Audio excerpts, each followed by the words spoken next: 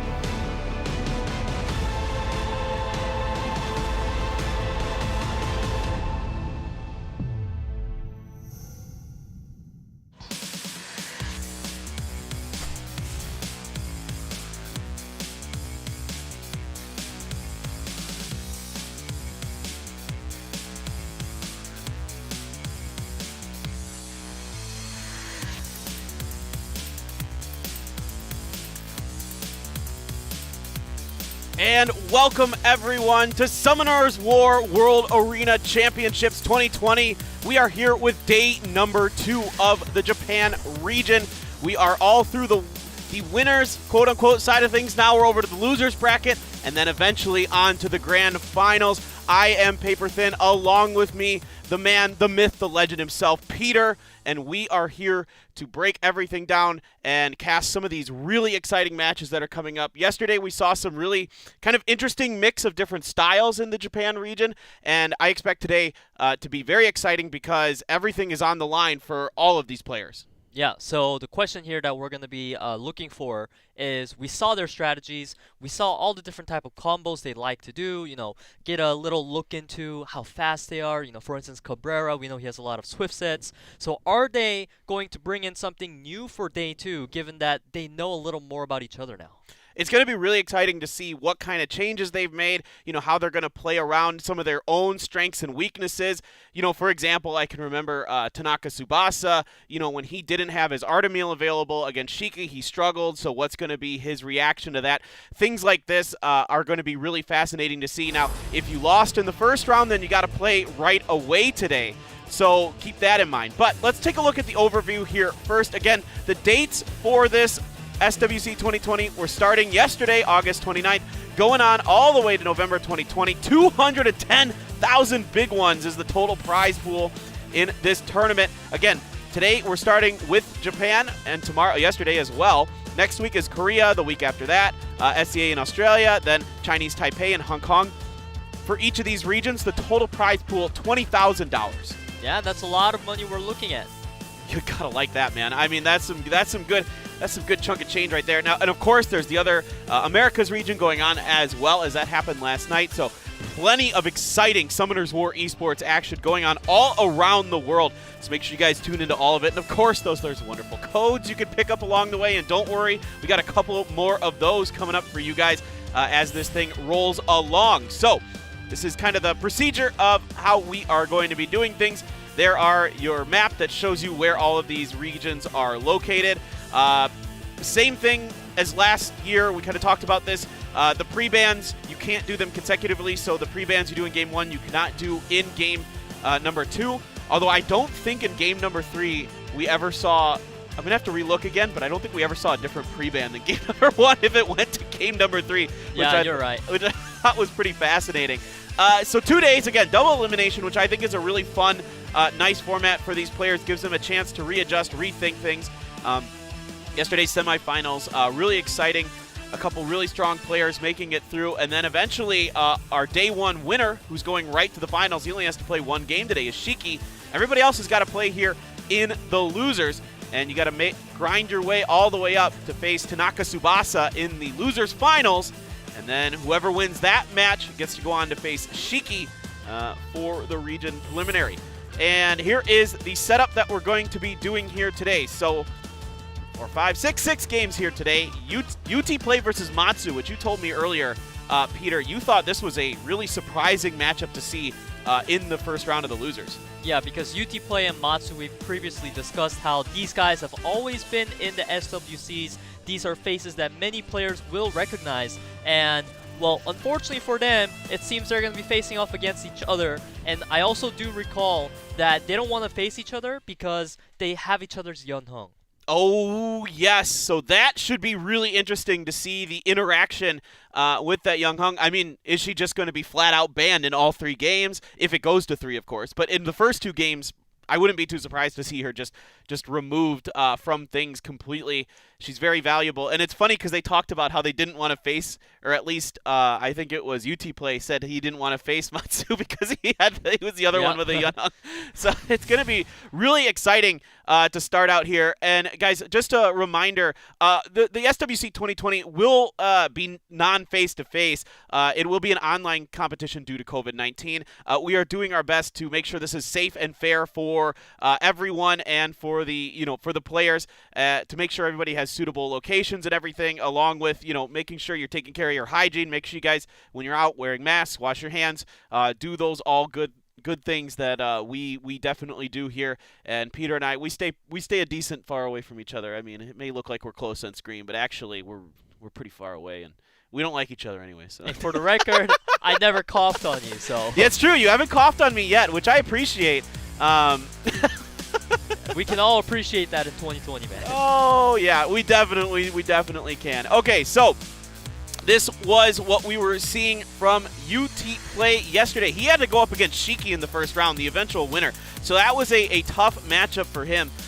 He was banning the Oberon, which we know Shiki has a lot, and the Wei Jot out of Shiki's hands. So, going to be curious to see how UTPLAY, obviously we know that the Yeonhung is going to come into play, but what else is going to be going on with these 2 guys? Well, UTPLAY, as you saw there, and as we can see here, he relied heavily on that Feng Yan pick for some reason. I assume because he was using the Wedja a lot, and that has a good synergy between the defense buff. Now, it didn't really seem to work out that well for him, so I'm not sure if he's going to just stick with that strategy.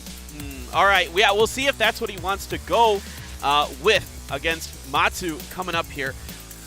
I'm really curious to see this. A lot of Ganymede being played, of course. Diana was also played by UTPLAY. MATSU also was going for a little bit of Diana. A lot of Odin coming out from MATSU. He was banning the Gianna against BURUBURU, but of course, when you have that, when you have that Dark Nat 5 like that, you got to take it out of the hands of your opponent. Really liked the Ganymede Barbara combo. That was his first pick in both of his wins. Yeah, and as you guys may be able to see later, we did see that Ganymede had a 20% win rate yesterday with all the matches combined, and that is really, really low. I think most of those were MATSU. I think all the wins for Ganymede were MATSU, because he won both times with his Ganymede Barbara Fran combo, in fact. And then he had a few other kind of mix-ins in there. He used Odin Okeanos one time, but the Odin got banned out, and then he used Sekhmet Diana the other time. So it all kind of depends for him, but those seem to be the core 3 for MATSU. But with him having Yeonhung, it makes it a little more difficult, potentially, to deal with him, I guess.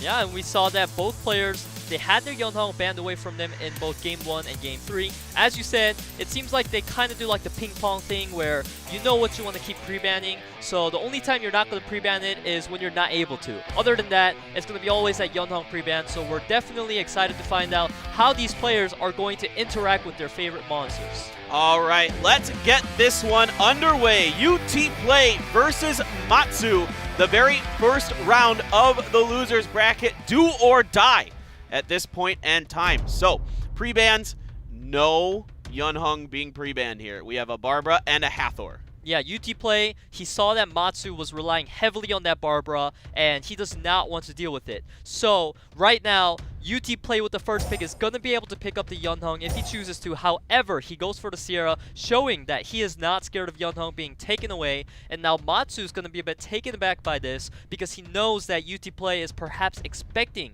a Yeonhong pick here. So maybe he might not want to first pick it, but I think he probably still should because you don't want UT to pick it up in his second and third picks.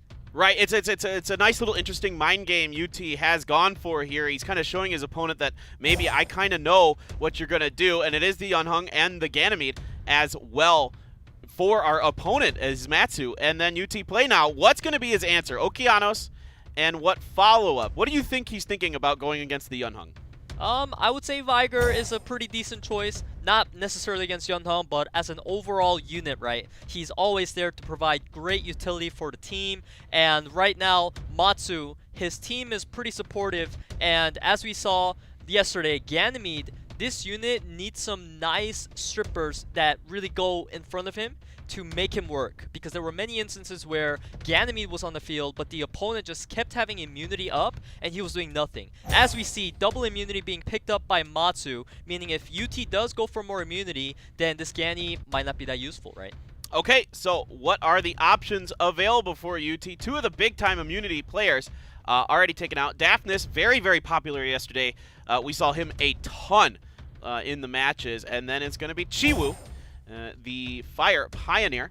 And up last for MATSU, what's he going to go for now? Well, currently he has a lot of immunity on the side, but UTPLAY decided to counter that with a lot of strippers. So right now he needs to find a way to make this Ganny Yeonhong combo even stronger. Maybe a unit that complements that duo, or just an overall solid unit like a water strong unit, given that UT has 3 fire units on his side. As we see the Vanessa coming out. Interesting. Yeah, just doubling up on the speed leaders there, ensuring that he's going to get one way or another. And of course, Vanessa's passive super nice, as it causes a lot of, decision problems when you have to try to decide who to kill first, because eventually she's going to bring somebody back to life if you're not careful about it. So, what are our bans going to be this go around? I think that for MATSU, obviously on UTPLAY side, he's got so many monsters that can really carry the game single-handedly. So there are so many things that he was looking at, but he does go for the Oki, and UTPLAY bans out the Vanessa, meaning that this Daphnis is going to be very powerful here, because had Ganny and Vanessa gone through, it could have been a bit tricky, as you said, to pick whoever he wants to kill. Very interesting. All right, so there's a ton of strip here available for UTPLAY. So from my perspective, like that's my initial thing that sticks out to me. He has all this AoE strip going on, and that might be a real problem, especially with all these will runes. Yeah, I'm not really sure though if she was going to be using skill 3, because we do see that Daphnis is going to move before MATSU, so very smart move by him, not using that skill 3, allowing Daphnis to potentially get an armor break, and he misses. This is huge. All right, some decent damage, but that Yeonhong still at about half health, coming up with going for the defense the armor break this break time. lands, and the Sierra follows up. Very nice read by UTPLAY there on his attack bar, and he's just going to go ahead and bomb the Velojewel because he trusts that his Sierra skill 3 does enough damage to take out the Yeonhong, and it does. Nicely done here by UTPLAY. All right, you got your Fran up, just going to go for that skill 3. No, you're going to go for the cleanse and get rid of that block, and it will be up to the Ganymede next. MATSU is really inside a corner right now because he has lost possibly the biggest carry on his team. Right now, his team is looking at no defense break, and it's all about sustain and immunity, where UTPLAY has that Daphnis. If he gets another skill 3 off, that might be game over. All right, let's see if it comes through. Just pecking away right now, just doing some chip damage. There's the immunity once again here. And now it is up to Fran. and pick a target. I guess you just kind of go for the Sierra just for the potential attack break there. And now you can either ventilate or just attack here. Yeah, Ganymede right now, he's really thinking about potentially ventilating, but he chooses to go for the glancing on the Viger instead. But as we can see, there is absolutely no damage coming out of Matsu whatsoever, whereas UTPLAY, he has his skill 3 up next turn on the Daphnis. So the only way Matsu can win this is if he somehow procs enough to kill the Daphnis, and that is a big damage coming out of Velojewel onto the Daphnis. The skill 3 coming out of Chiwoo. It does miss on Velojewel, but it does not matter as we see Viger focusing down the Fran. Sierra with the bomb. Attack break is going to make it not as strong. However, it is still always good to have bombs on the field as Fran now needs to choose cleanse or skill 3. Go for skill 3. Very blessing this go around. Feels like he can get through this. He still ventilate is indeed available.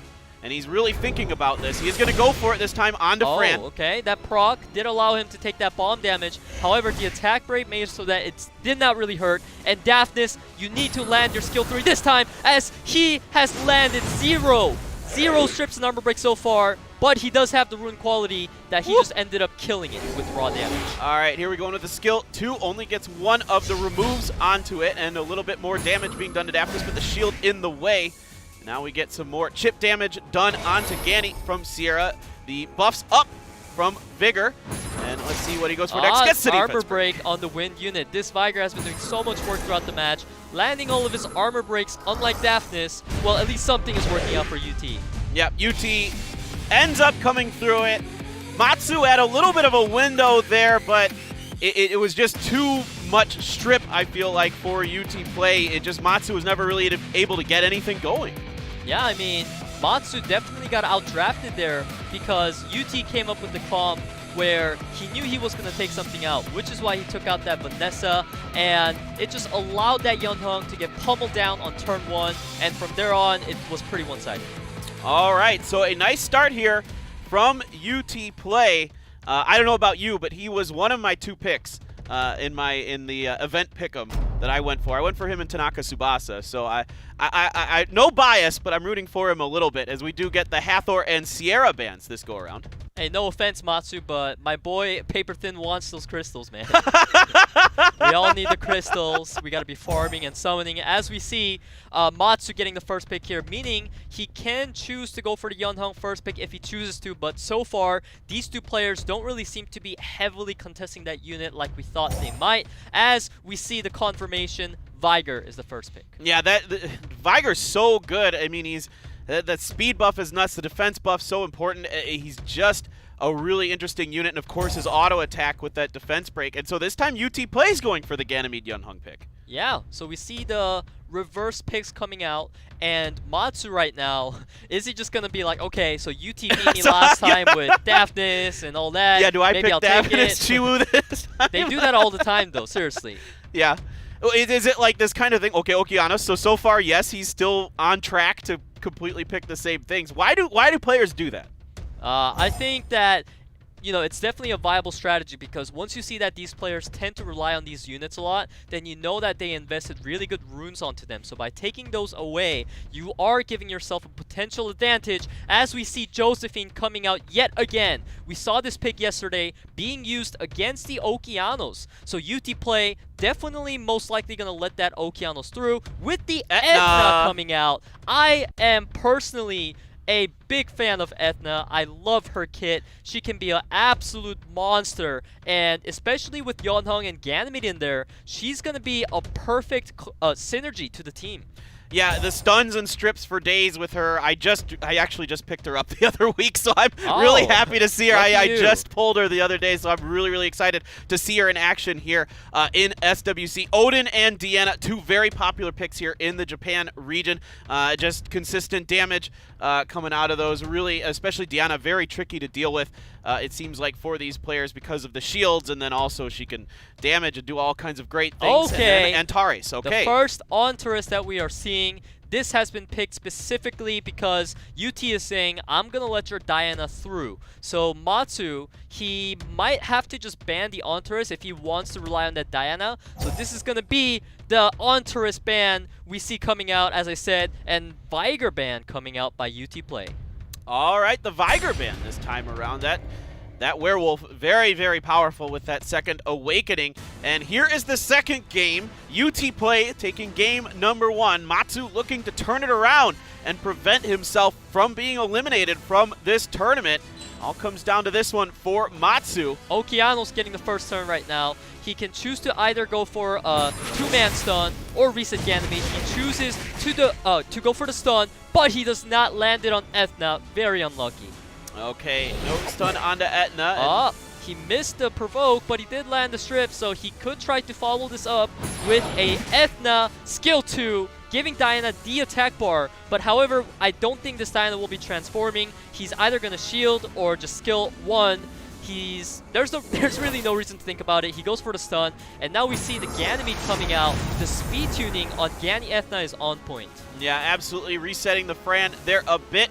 Now we have a chance to just go for the auto attack, and does a little bit of damage to the Diana there. Fran just has her auto available because of the Daphnis seal, and nothing really much scary going on here. Now Odin's chance, but he doesn't have a lot of stacks built up.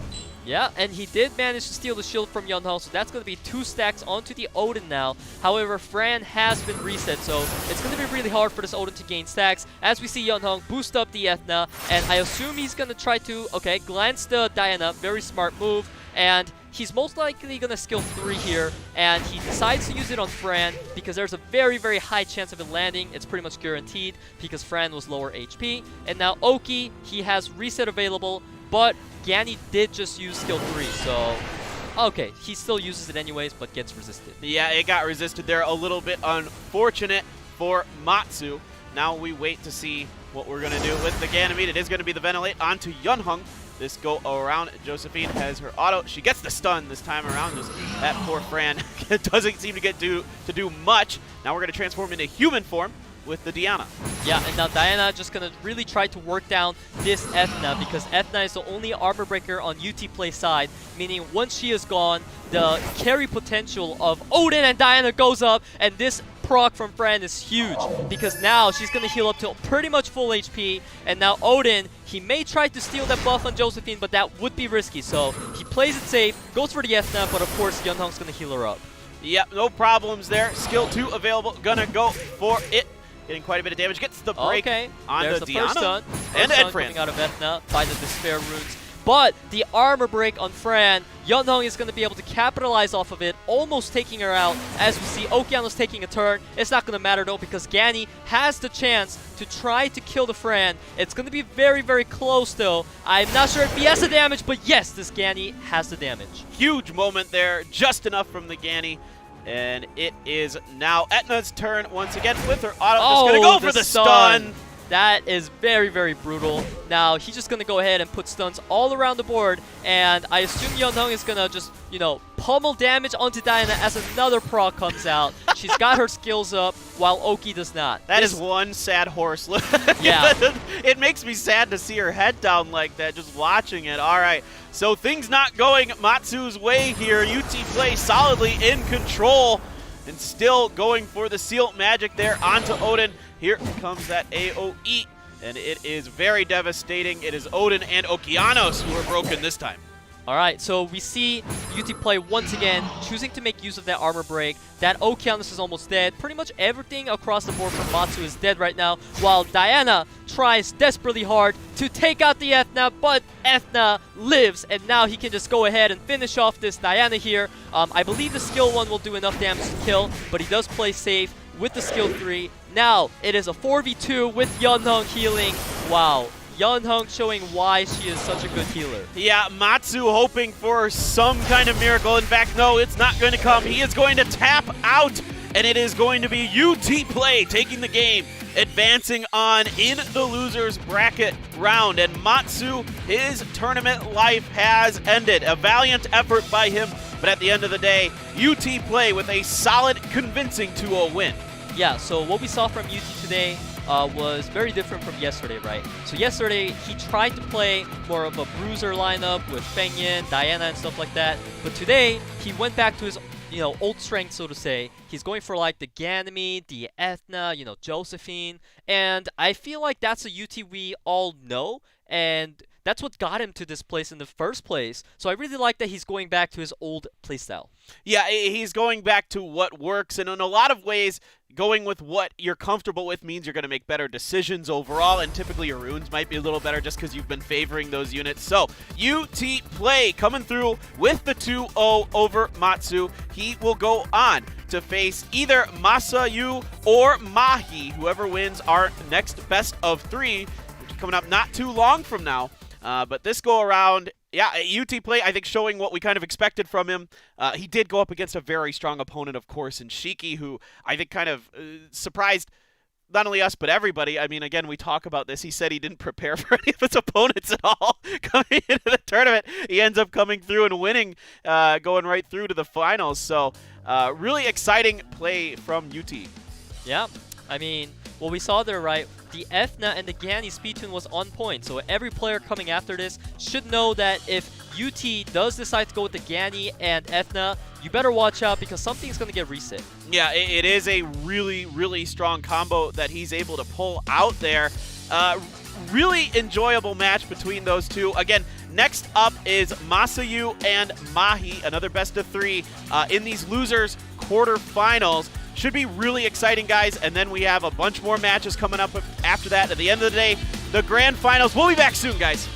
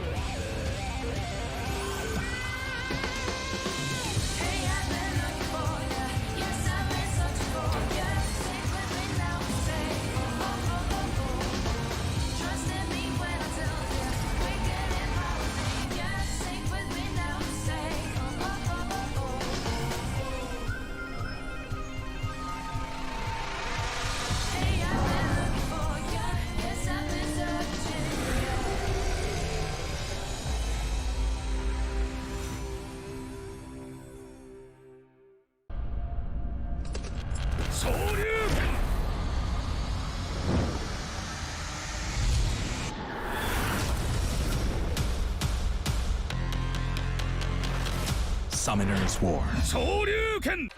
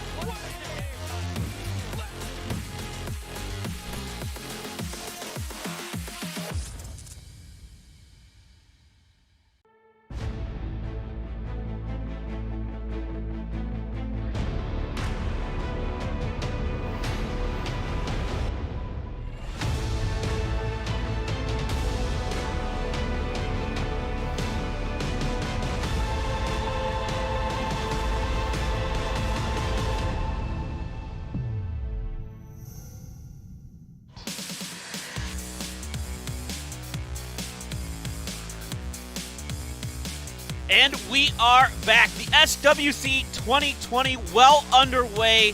Thanks for joining us, everyone. Paperthin and Peter coming at you.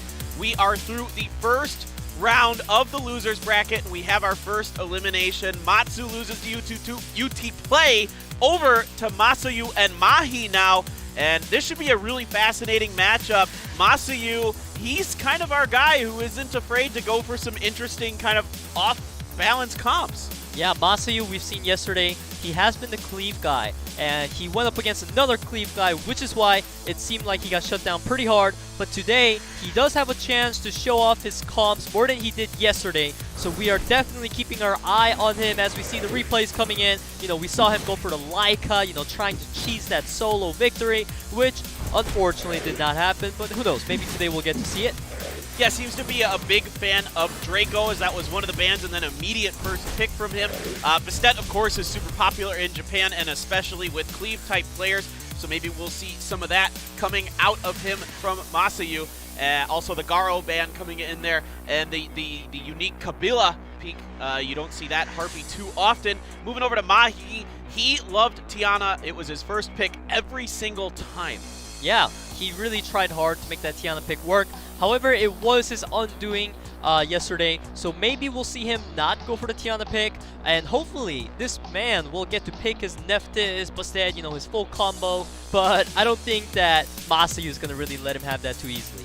Yeah, definitely not. I mean, it was what Tanaka TSUBASA really focused on yesterday, was making sure that Bastet was not in the hands of Mahi. He either banned it or first picked it or whatever. So that seems to be a crucial part of Mahi's plans. Yeah, so as we saw in both replays against these players, pretty much all the matches involved some type of 33% speed leader plus I'm gonna put in like a really OP Swift set unit. So we could see that happen again here today.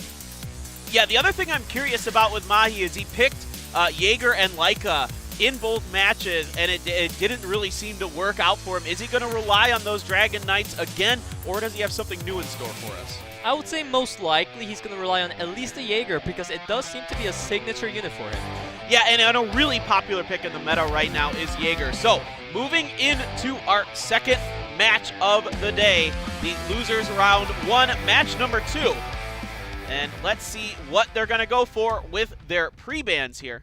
We have a bit of time. We're getting usually they cut us right in as the pre-bans have already happened, but we get a little bit time to relax. Wow. And he's banning the Tiana here. Yeah, so Tiana being banned out. We thought that maybe that Tiana will not be picked up today, but for sure it seems like Tiana won't be played. As we see Lydia ban coming out on the other side, very interesting because we did not see Lydia being picked at all yesterday. So this shows how much they know about each other's monster box. As we see Bastet first pick, of course, the follow-up response to that is going to be Draco and a 33% speed leader, Samus. Yeah, exactly. Now, where is the next thing's going to go through? We saw some Samath yesterday and a little bit of Draco even. In fact, even Draco being banned, of course. Now, it is going to be locked in. Samath, really interesting unit. And that passive that comes through. There's Tableau again and the Kabila again. Yeah, so right now we are seeing a heavy investment into this speed comp from MASAYU, and MAHI, he is not going for the Dragon Knight team comps, it seems like. He's going for the Shimate. Is it because I have the players messed up?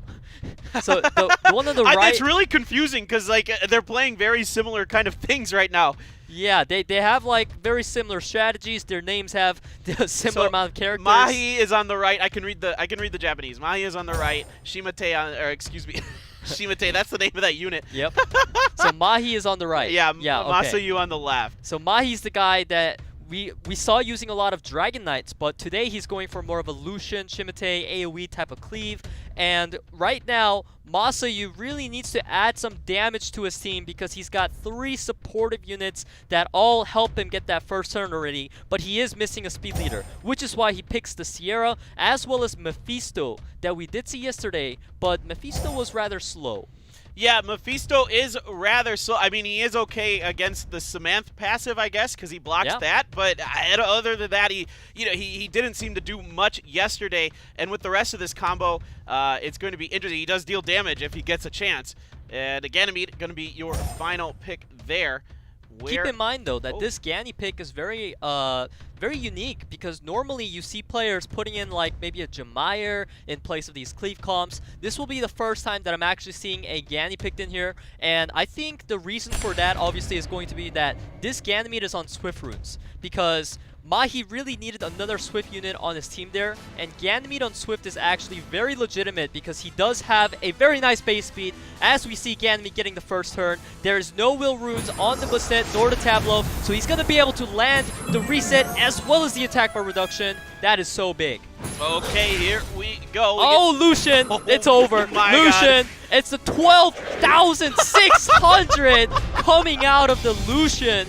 And do keep in mind that that Lucian has to be on a speedy build because it was able to move just from 1 attack bar boost. So that is some insane runes, man. Well, there you go. The cleave is real. That is definitely the fastest match of Summoner's War I have ever casted.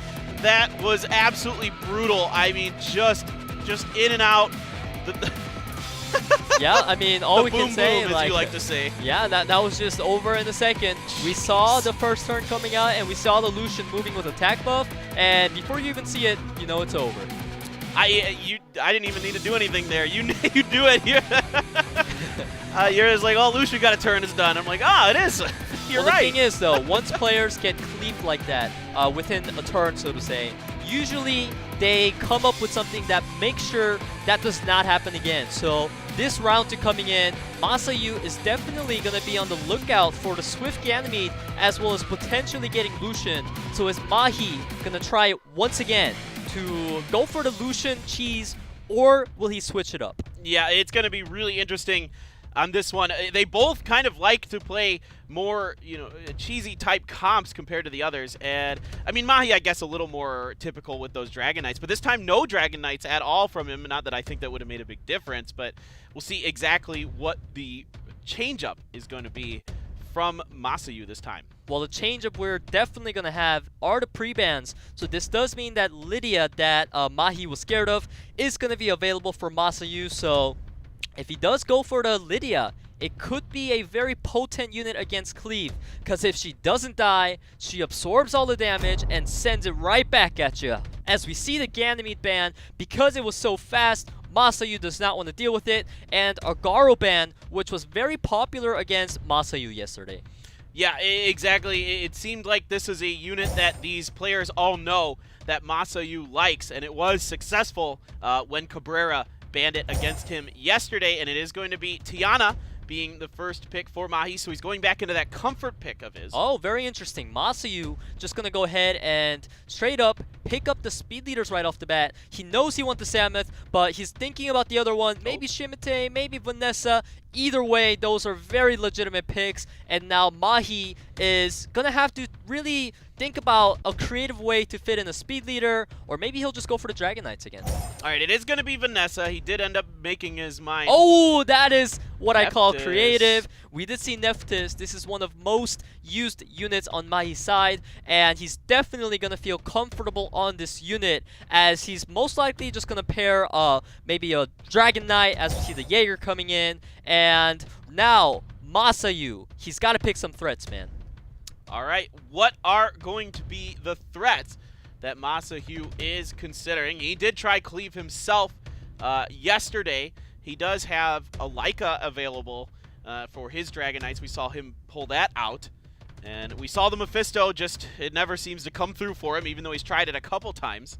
Yeah, okay, Ooh, we see the first Miho coming out today. And Miho is going to be picked up here specifically to deal with the cleave, of course. However, the Dragon Knights have a continuous damage effect on their skill 1, which can kill the Miho. So whether this Miho works out for MASAYU or not, it's going to be a coin flip, as we see Mahi coming in with the potential Feng Yan. He is basically saying, hey, I don't want to get soloed by Miho. I'm going to make sure that she gets shut down throughout this match. And the Okeanos, very mixed lineup. All right, so a lot of options available here for Mahi, and the final pick coming through for MASAYU.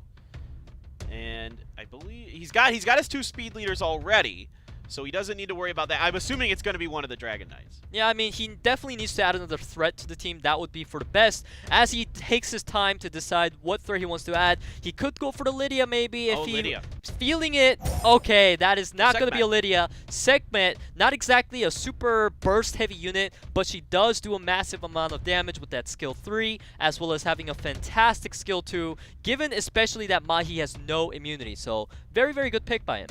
Oh, yeah, okay.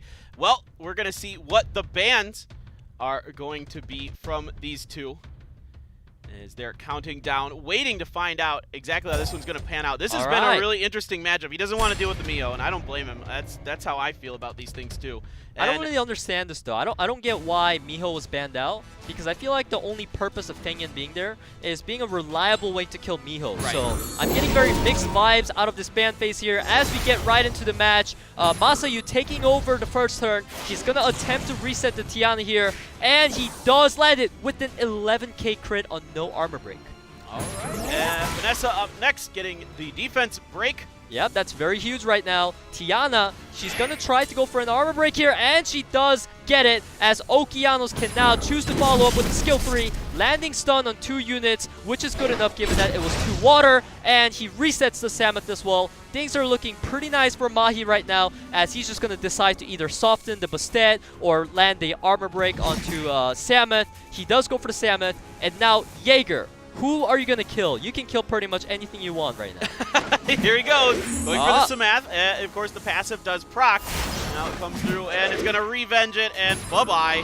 Yeah, so the reason why Samus did not, do damage there was because that was Vanessa passive being popped, which is what brought him back. So now Vanessa passive is down, so the rest of the supports can go down rather easily, but things do not look good for Mahi, as every single unit on this team has defense grade. Okay, yeah, you can cleanse yourself with the Feng Yan. Now he gets a decision. Is he going for the Bastet here? I assume so, indeed, and gets the break. Yeah, that's a really crucial defense break landing, as Okeanos most likely going to try to just pass back the armor break. He does not want that sticking on himself, as he gets a Violent proc on top of that. Violent Okeanos showing why it's so strong. He's got that skill 3 up next turn, so even though Jaeger goes down, that skill 3 out of Okeanos is going to hurt. And the Storm of Midnight, it does 9,000 damage. Not exactly huge, but Okeanos does not get skill 2 by the Vanessa. Here we go. The Panda's going ham. Takes 2 members down. and that is a big turnaround here. Oh. Mahi looking decent. I don't know if Sekhmet has the damage. Yeah, I mean, every single support right now is dishing out massive damage on crit damage runes. However, the fact that Vanessa's skill 2 did not go onto the Oki, but it went on the Fengyan, was so big because it allows Oki to get off so much damage that it seems Mahi has this one. There it is, Mahi taking a quick 2-0. The first game over in the blink of an eye. The second one relatively fast as well, and this time around, the Tiana pick coming out strong for Mahi. And that Fengyan and the Okeanos, really important, I feel that. Yeah, I mean, I feel like, I don't know, his draft was very unique, but that's what we read about him yesterday, right? He does not like to play by the meta. He likes to play his own style, and we clearly saw it work today, so congratulations to Mahi. Yeah, a really, really interesting match there. Just two very unique styles of play. A lot of monsters you don't normally get to see in like really high-level competitive play, so that was really fun. I can't tolerate Miho, so I don't blame him for banning that either. It just drives me nuts. I'm glad I have a Fengyan because I have something to deal with it, but a lot of times it just tilts me into oblivion if I have to go against it. Yeah, I mean, I absolutely feel you on that. Miho is a rather insane unit, especially when she gets those 1v4 clutch victories off. And now we can see here Mahi confirming that 2-0 victory over MASAYU, advancing on to the next round. Yeah, and that's going to be it for MASAYU, and it was a good tournament from him, but at the end of the day, he wasn't able to win a game. Cabrera takes him down 2-0, Mahi takes him down 2-0, but Mahi able to turn things around from yesterday where he lost to Tanaka 0-2, so it's going to be interesting. There's a couple wild cards floating around in this tournament still. I mean, Cabrera's still alive because he's coming up. You got, Mahi. I still think Shiki, even though he won everything, seems to be a little unorthodox too, so this has been a really fun tournament to watch so far. Yeah, and I did say in the beginning that I wanted to see some more diverse strategies coming in, different from yesterday, and I definitely feel like we're getting that from these players as they're showing, this and that, and just so many different type of team comps that I can't even fully wrap my head around some of them. Yeah, I had to look up what the Wind Sniper's name was just because I had no idea. It's actually called Carbine. Anyway, guys, that's going to do it for us. We have got the next round coming up. It's going to be BURUBURU versus UTPLAY. Stay tuned. We'll be back soon. Hopefully soon. Very, very soon we'll be back. We're getting ready to close. So that one's going to be really good. And then after that, it'll be Mahi versus Cabrera. And then the winners of those two moving forward. And now we're ready for break. We'll be back, guys.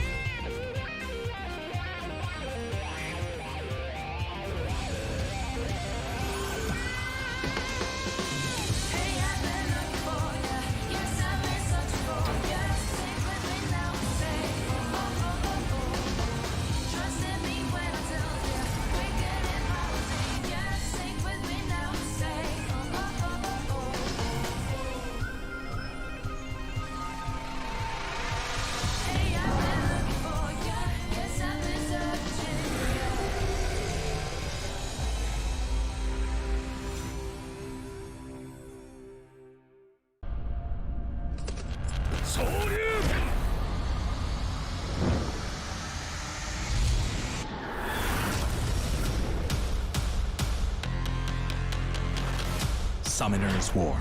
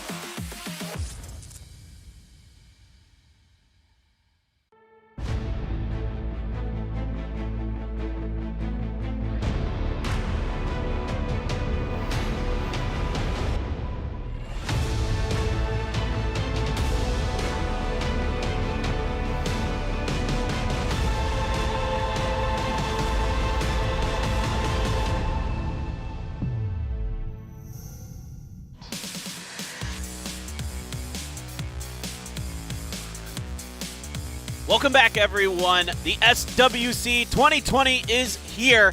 We are through the first round of the losers bracket. 2 players have gone home. It is going to be MATSU and MASAYU who have went home. Now UTPLAY has to square off against BURUBURU, who I think you and I, not only do we really enjoy saying his name, but we also think he's a very fun player to watch. Yeah, absolutely. We're going to be seeing a lot of crazy strats coming out of BURUBURU again today for sure. And I'm sure UTPLAY is expecting it as well. So he's definitely going to have some counters planned already for the potential Katarina, maybe the Carvine. You know, there's so many things that he's going to have to prepare for. What in the world was that? That was just insane. I mean, yeah, the Carvine pick especially, along with the Dark Artist, Mukwol, was absolutely insane. He really likes Molly, does BURUBURU as well. So there's a lot of kind of interesting stuff he likes to do. You can see one of his last comps was a little more traditional, though, with the Gani Barbara. One of the very... I see this when I was going through my notes yesterday. This was one of the picks that showed up the most in a typically, like, the player who goes second in their first 2 picks was Gani Barbara. Yeah, it was a very standard pick, but as we have learned, and the players have probably learned too, Ganymede not having the hottest record in this Japanese preliminary, so perhaps they might change it up, because we definitely know BURUBURU likes to change up his game playstyle every single time. This man doesn't like to stick to one thing. Yeah, and another thing we should keep in mind with BURUBURU that I was just mentioning to you that we were talking about before the cast was that he has a Gianna and a Han, so he's got some really powerful Dark Mons available. Yeah, nutty synergy, so to say, because Han with that speed leader applying for all the dark units, I believe it should be a 30% speed leader, and he has like Pertine. He definitely has an arsenal of units that he can combo it with, so we are looking forward to seeing how he's going to slot them in together. I mean, he has some really interesting combinations he can bring, and we know he's willing to try goofy stuff to try to throw his opponent off balance.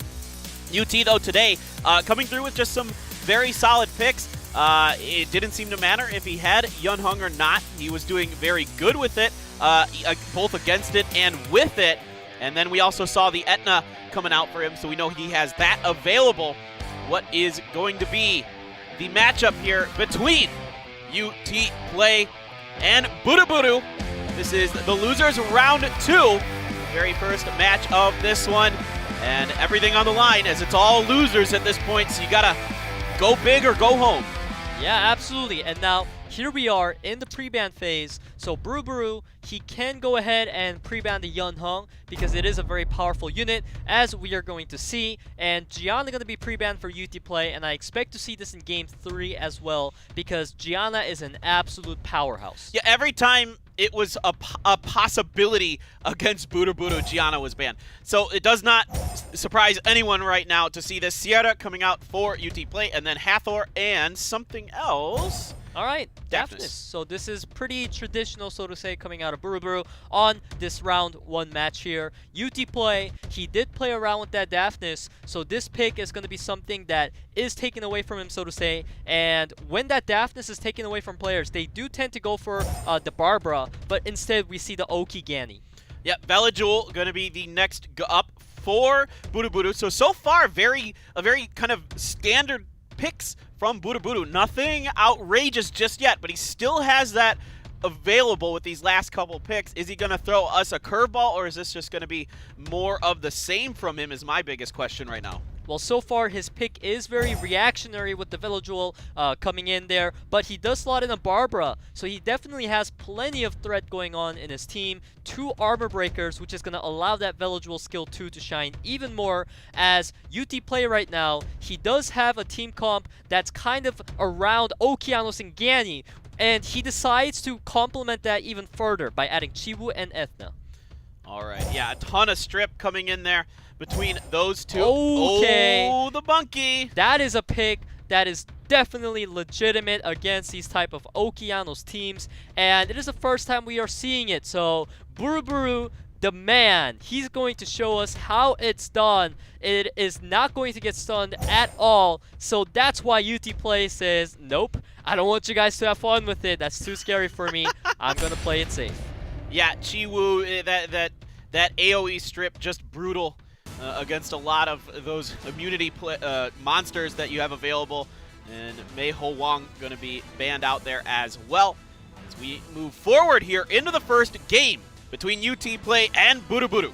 Yeah, and we see the Okeanos getting the first turn. All of the Okeanoses that we have seen are very fast on the Japanese server as he goes for the reset, but he misses it. But if his speed tuning is on point, which it is, we can see right now that his whole team is about to move before BURUBURU, which is absolutely huge, as Ethna lands the strip. Now Gani can choose to reset the Hathor, but he did not get the attack bar reduction, meaning Sierra needs to land the bomb on Velajul, and it's got a stun. All right, let's see if he can get it to go. Yeah, Ganymede with the proc right now, not really going to be able to do much, so he's just going to go ahead and auto the Hathor down as he goes for the bomb and misses. It's resisted. That's a huge moment. No, when you say huge, this is like colossal huge right now because Okeanos trolled and it forced the Ganymede to have to use a reset on Hathor, and now BURUBURU is just going to take full momentum out of this, put the Sanctuary up, and UTPLAY is in for a world of trouble. Yeah, poor Etna looking very, very hurt right now, and it is going to be over to Sierra again. And there isn't really a whole lot she can do right now other than go for that skill 1 and just chip a little bit of damage in. Okeanos the same. What's going to be Barbara's option? Goes for the damage onto the Oki, knowing that the Daphnis is going to kill off the Ethna. Anyways, with the skill 2, it did not do enough. However, it's not going to matter because Ethna can't do anything. She's got no skills. The opponent has immunity. So now Velajul, he's probably just going to finish off the Ethna here or choose to go for skill 2. Either way, Ethna is down, and now it's a 3v4. Oh boy, yeah, that's a lot of damage being missing from UTPLAY's. He's going to ventilate the Okeanos, and here goes Sierra. Gets a little bit of decent damage in there at least, and her skills will be up next go-around. Now keep in mind that BURUBURU's monsters are not proccing out of the immunity, and that's what UTPLAY really wants. So BURUBURU in a comfortable position right now, but he does get stripped on the Velajul while Sierra has the bomb up. So he's definitely going to try to land this, and oh my god, that's another one that's going to miss. UTPLAY is tilted. That is unreal. 2 bombs being missed. That could be the match right there. We'll see if UTPLAY can turn it around. Continuous damage does a little bit, but it's not a whole lot. The counter in there. That is a Despair Revenge Sierra. that, wow. So she's pretty much making up for the missed stuns by just landing it herself with the skill 1, and the bomb lands this time. Finally, getting a little bit of love is the Sierra, getting just a sleep in onto the Ganny from the Hathor there. And we are over to Barbara now. Gonna go for the fast link. The armor break lands on the first hit, meaning Oki's gonna take the absolute brunt end of that damage. As Daphne says, Sierra's your main carry, so I'm gonna try to take her out. She lives with a sliver of HP. Wow, this is really close now. That Despair Revenge onto Sierra really kind of shocked us all a bit there. Now there's a sliver of hope for UTPLAY. Barbara coming out, gonna take the Okeanos out now. Yeah, Ganymede right now, he really needs a proc here because reducing the attack bar can give him a momentum that he could utilize. However, it does not happen. Sierra, can you quad stun? I am rooting on it right now. Despair Revenge needs to pay off right now. Bomb into quad stun, please. Let's go. Let's see if it gets it. The bomb is there. All right, and now skill 3 is about to come out. I can see the quad stun. Okay, it did kind of enough. So close. It was so close, Peter. Yeah. If he just stunned the Barbara, this actually could have been a comeback. As we see Ganny with the huge crit. Huge crit. He can maybe get this stun. Oh, no. That proc and a crit was so lucky because... The violent proc. Wow. Ganny could theoretically 1v1 Hathor. It is a pretty even matchup, but with that Barbara doing the last moments of damage before she died, the favor does swing to BURUBURU right now, as he's just going to cycle through his skills and try to keep this Ganny locked down. Yeah, that's all he can really do at this point, just hoping. Very interesting. And he gets the attack decrease. That matters quite a bit in this particular moment. He's not really choosing to use a skill 3 at all, so Ganny right now just going to go ahead and reset. The Ganny really wants to be proccing because that skill 3 does the most damage for him. He does need a proc here, but he doesn't even need it. Woo! Just able to pull this out is UTPLAY by the narrowest of margins. He is going to take game 1 against BURUBURU. Man, honestly, I have to say, UTPLAY completely deserves that win because my man got so unlucky. He missed the Okeanos, he missed the bombs, just everything was going so bad for him, but it all turned around with his awesome Despair Sierra. I mean, what an amazing match that was. Everything looked like it was not going to go UTPLAY his way, and then finally it all turns around. Now, this match going to look very different, and those two power bands are not going to be available. Yeah, so we do see the Sierra pre-ban coming out of UTPLAY, which is very interesting because it was his superstar of the last match. So this really shows that he does not want BURUBURU getting Sierra as the first pick. Players in Japan recognize Sierra as a very, very strong pick, but of course, her sister Gianna is strong too. Absolutely, and BURUBURU just doesn't seem to like Hathor. It seems to be his go-to ban when there isn't really a lot else that he feels like he needs to ban. And it is going to be Ganymede and Okeanos here up for UTPLAY. Well, keep in mind that the Okeanos really trolled UT hard last game, so Oki better make it up this time as we see Mookwall and Han. This guy, BURUBURU, is straight up visaing on UTPLAY right now. I love it. The dark comp coming through, and it is going to be the Yeonhong from UTPLAY. So the superstars for both of these players going to be coming out in this match. This is so exciting to see when their favorite Mons are going to be coming out. Yeah, so BURUBURU got something crazy in mind as he brings out a full dark team. He's saying, I'm going to flex on you. I got my Dark Pumpkin Boy. I have no idea what his name is. He's just Dark Pumpkin Boy. And her teeth in there. I love that unit. This monster is a super carry as long as he gets his stacks off. So UTPLAY caught off in the moment, but he does go for the Rika, which is a very, very strong unit into no immunity. So we could see that potentially being banned out by BURUBURU. All right. This is a fascinating one here from BURUBURU. He's going to go for the Chiwoo and the Gianna. Yeah, so the Chiwoo ban does make sense because he doesn't want to get first turned on, obviously. However, letting that Rika through with no immunity on his side is always a very risky move, so he really needs to shut down this Rika on turn 1 no matter what. All right, that's the hope here for BURUBURU. Can he turn it around in game number 2? The hype is real. The stacks for Heart Tate. He has 5 stacks right now, and my painter guy, he's about to do his skill 3. It puts the threat state into an AoE strip. Oh. Did not land it on Rika. You've been getting trolled a little bit here on those big moments. Nothing doing really there on the strip from Yeonhong.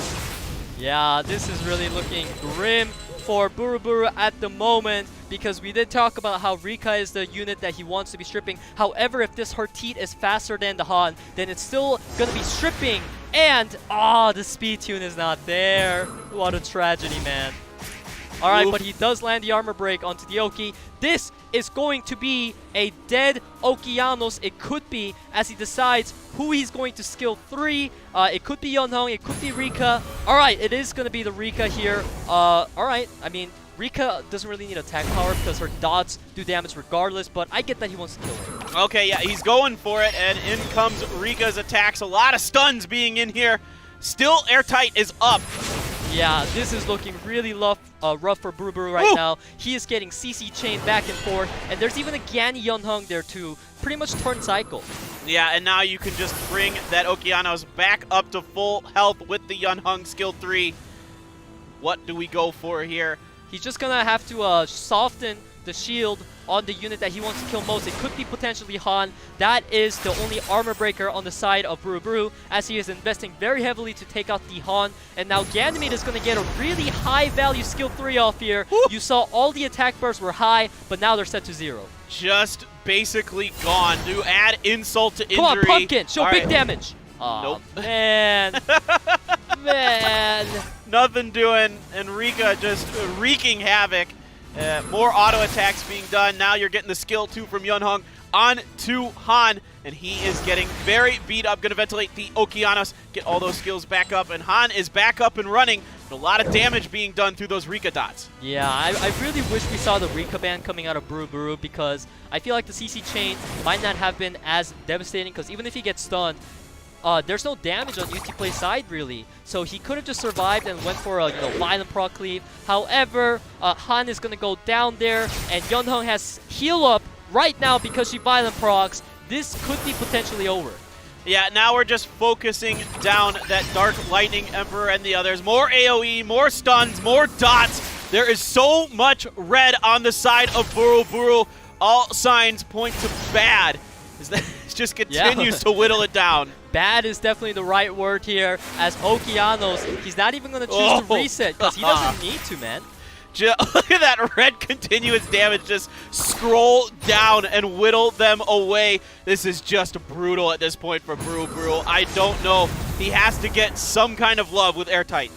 Yeah, I feel like maybe a different way that BURUBURU could have played it as well earlier is he did choose to use the skill 3 on Hearteat onto Rika, right? Which pretty much did 0 value to this game. Had he just done it for on Oki and played it safe, that would have been a dead Oki, which could have allowed a comeback. So many misplays coming out of BURUBURU here, and UT's going to take that 2-0 victory.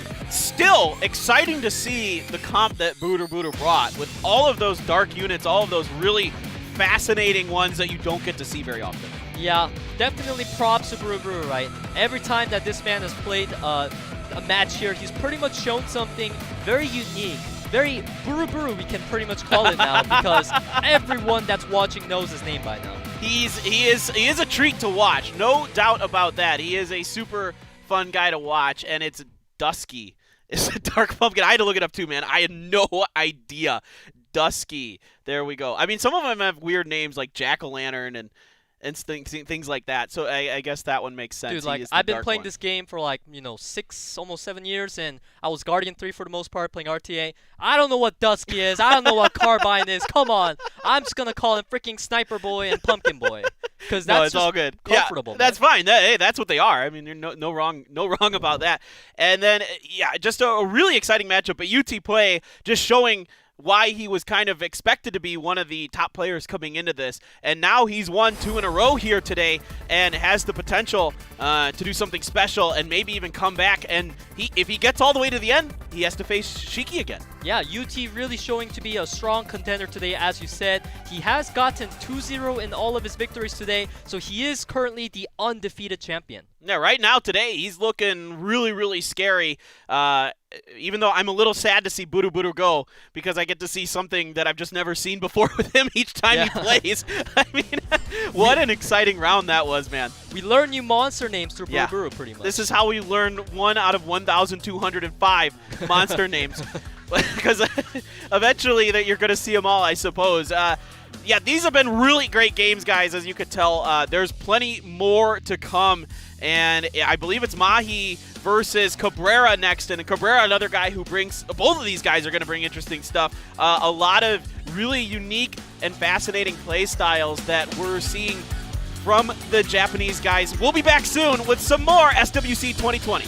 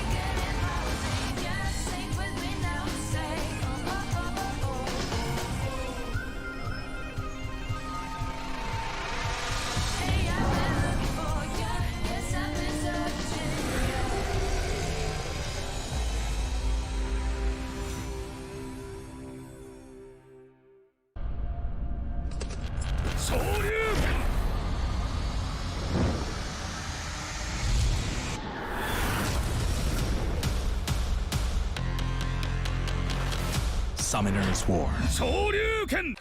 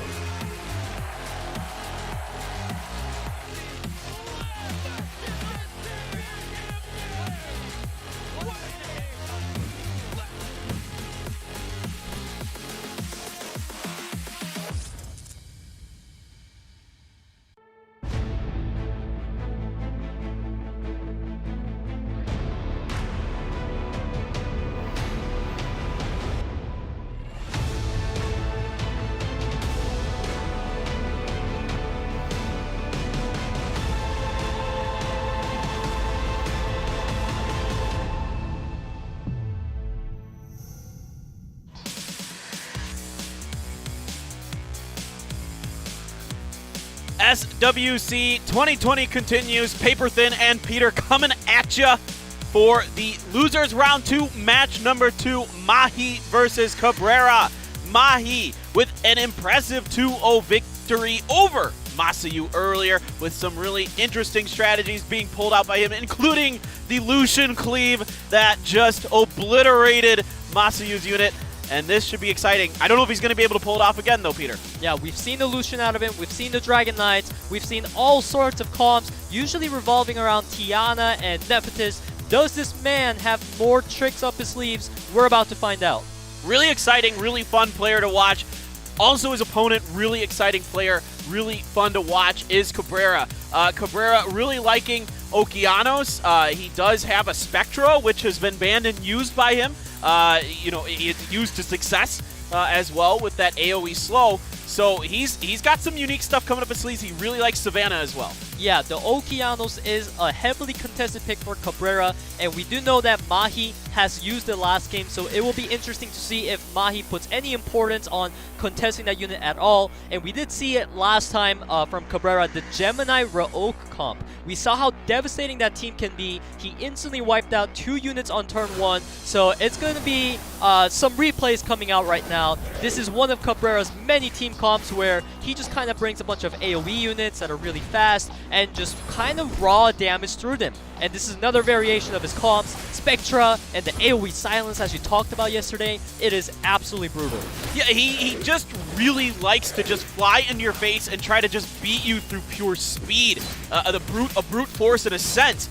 But then at the end, it's the Artemil stuff. There was a bit of a mistake there with the Wind Chimera that he made that you thought could have turned the match around for him and could have been a very different day for him.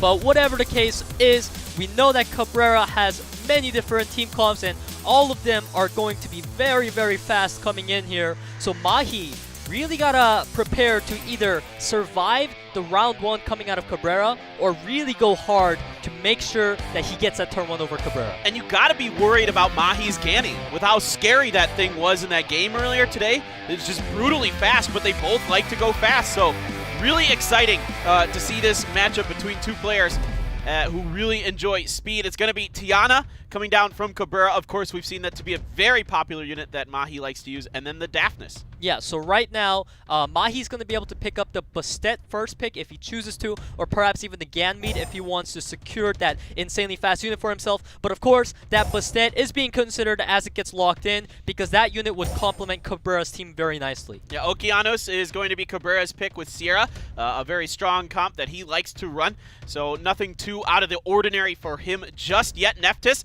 was something that was banned a lot, and Jaeger. All right, this is a triple synergy team comp that MAHI really likes to go for. And we can see down there, Sierra has had a 63% win rate, just showing why she is so dominant throughout every single season. This monster, when she's on the field, she always makes some big comebacks happen. Yeah, she's nutty, nutty good. It's going to be Samath and Savannah.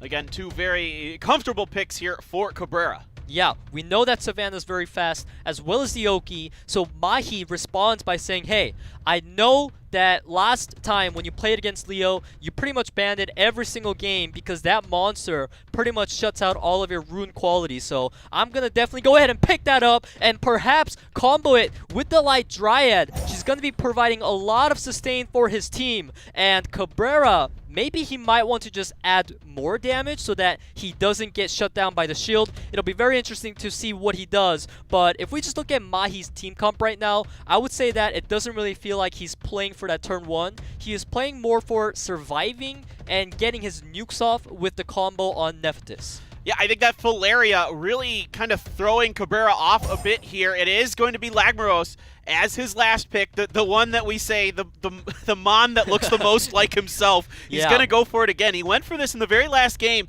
against Tanaka TSUBASA. It ended up not paying off for him. Let's find out what their final bans are going to be.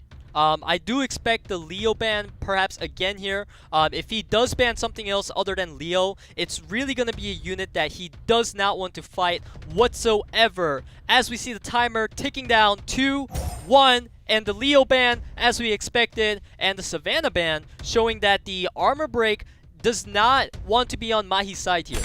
Yeah, absolutely. So Filaria, a really interesting unit. She has a similar ability to Okeanos, except she could take your teammates' negative effects, push them back onto their team. She heals your teammates based on how much negative effects they have on you. So it's kind of weird. You almost want to invite negative effects over to your side. Definitely weird unit, which is why we're seeing it for the first time. As we see Lagmaron getting the first turn, squalls the Nephthys to half HP as Okeanos continues to pummel her down, and that is a goodbye Nephthys. Yeah, rip. Rest in peace, Nephthys. That is a big start here for Cabrera. Miho now, Mahi. I see why you get it. Too many Japanese names. Gonna go for that now, Bastet, yeah. Filaria, or Filaria? Filaria. Filaria, okay. She's not going to be doing skill 2 because the team does have the shield up. Now Samath going for the reset, but he did not get it. Means Jaeger going to do justice for 32,000. Huge damage. Rest in peace, Lagmaros. Come on, huge you gotta pass back it back. And forth. He has to pass this. Okay, that kind of works too. But if he gets revenge, it's gonna hurt as he lands 0 stun. No, no stuns being landed at all. That's huge. Yeah, right now this is looking really rough for Cabrera. Not even the glancing is landing. Ferrari are just going to go ahead and reduce the attack bar of the Okeanos here, and Prox, you know, she's going to be doing some more pokey here and there. And now Sierra, this bomb needs to land. Every single bomb out of Sierra is crucial at this point. All right, here we go. All right, that's one bomb. Looking good for Cabrera there, but he does not proc. Okay, the stats up, only the skill 1 available. Just going to poke a little bit at Samath. Okeanos here, his skill 1, the only thing available as well, just pokes at the Jaeger. Yeah, it's really unfortunate that he passed back the armor break rather than the heal block, because putting that heal block on would have really helped. However, Sierra needs to proc right now because Filaria does have the skill 2 available. Unless she gets stunned, the spare stun would need to come out. He goes for it, but he does not get it. So the bomb is going to be passed onto the Sierra, and now she is in for a world of trouble as she gets stunned up.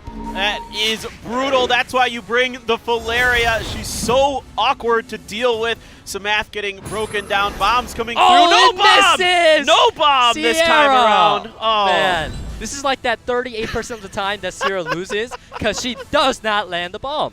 It's a bit of a risk no matter what, and Sierra's just getting melted through continuous damage as well. Now she's just going to have to skill 1. There isn't a lot of hope left here for Cabrera. Things looking very, very good for Mahi. Yeah, this Jaeger is looking like an absolute powerhouse in this match here. There's really nothing that Cabrera could have done.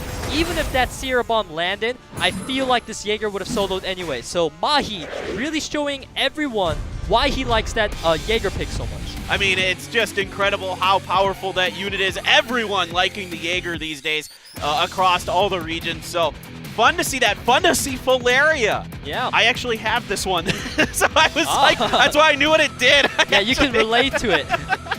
I don't have that unit, so I'm like, wait I a can minute. relate to her. She's really weird, but in a pocket pick, she's really, really powerful. And you can see there, she can transfer those bombs back on over. And, you know, I really like her for that reason. I find bomb units to be really challenging to deal with on the whole. And she's something that really gives you kind of an answer that people don't expect. Yeah, so I really got to commend Mahi for that match because he didn't even try to take that first turn away from Cabrera. He just drafted a team where he knew that he's going to survive turn 1 and then just take over on turn 2. And now we see the Bastet pre-ban as well as the Nephthys. Cabrera with the first pick, going to secure that Sierra once again. This Sierra for Cabrera, by the way, I feel like throughout the whole tourney has been very inconsistent. Yeah, Okeanos being taken away from Cabrera this time around. Mahi's going to be going for himself. Now, he does use Okeanos as well, of course. Just about everybody has been at least trying to use Okeanos at some point or another. The real question will be, what's the follow-up going to be here for Mahi?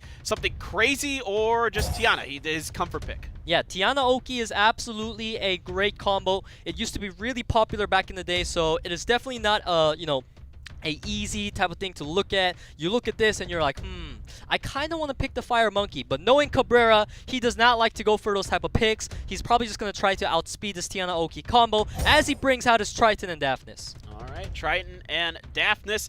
Lots of AoE on both sides right now.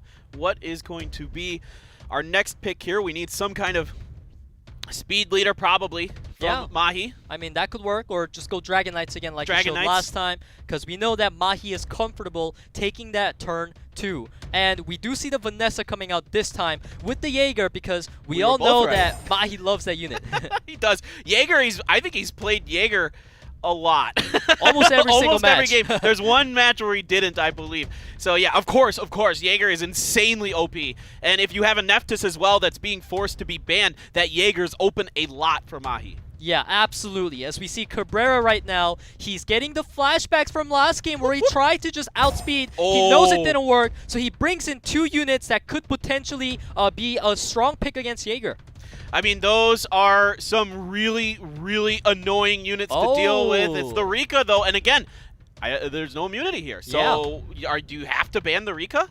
Every time that Rika has been picked into no immunity, no cleanse, and she was let through, she pretty much won every single game. So Cabrera please ban the Rika, or at least ban the Vanessa and one-shot Rika with Daphnis. That's what I would say would be the best plan for Cabrera here. And Mahi right now, he really needs to find a way to deal with the Garo and Miho duo coming in. Does he feel comfortable taking them out with his supports? That is what he's going to be thinking as the timer ticks down. 5 seconds right now, and we're just getting a flashback into the Triton win rate, 75%. But it was only 4 games though, so. Yeah, Okeanos and Daphnis going down here. Yeah, not a lot of games with Triton, but he is still, of course, very, very powerful. All those Sea Emperors proving to be very strong when they're used. Although Okeanos has been kind of up and down here so far in SWC 2020. Game number 2 between Mahi and Cabrera underway. Cabrera's tournament life on the line right now, but he has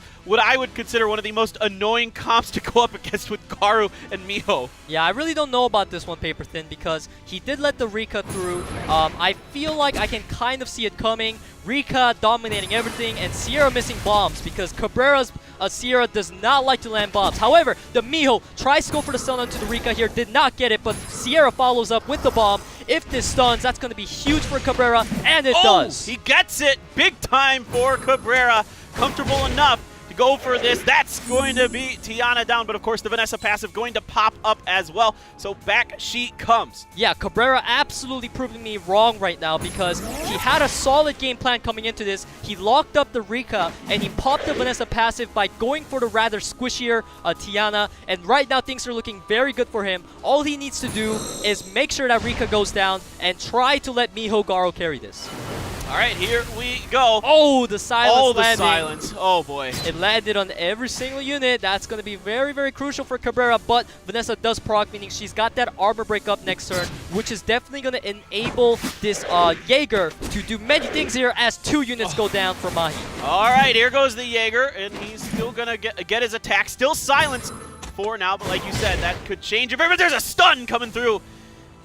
Yeah, this is looking really rough. Another one! As Vanessa just keeps getting stunned back and forth. She's looking real unhealthy right now. 1 hit away from death. And this is going to be a 2v1 of Miho Garo. And I feel like Miho Garo has the upper hand. Yeah, I think that would be the case usually, you know, especially with the sustain that you can usually find between them. With that eye for an eye passive and the others. We'll see if he can get it done. The eye for an eye passive. No dot is landing. So tough to deal with. Yeah, you need either the dots or a multi-attack. Oh, the resistance. Just not happening.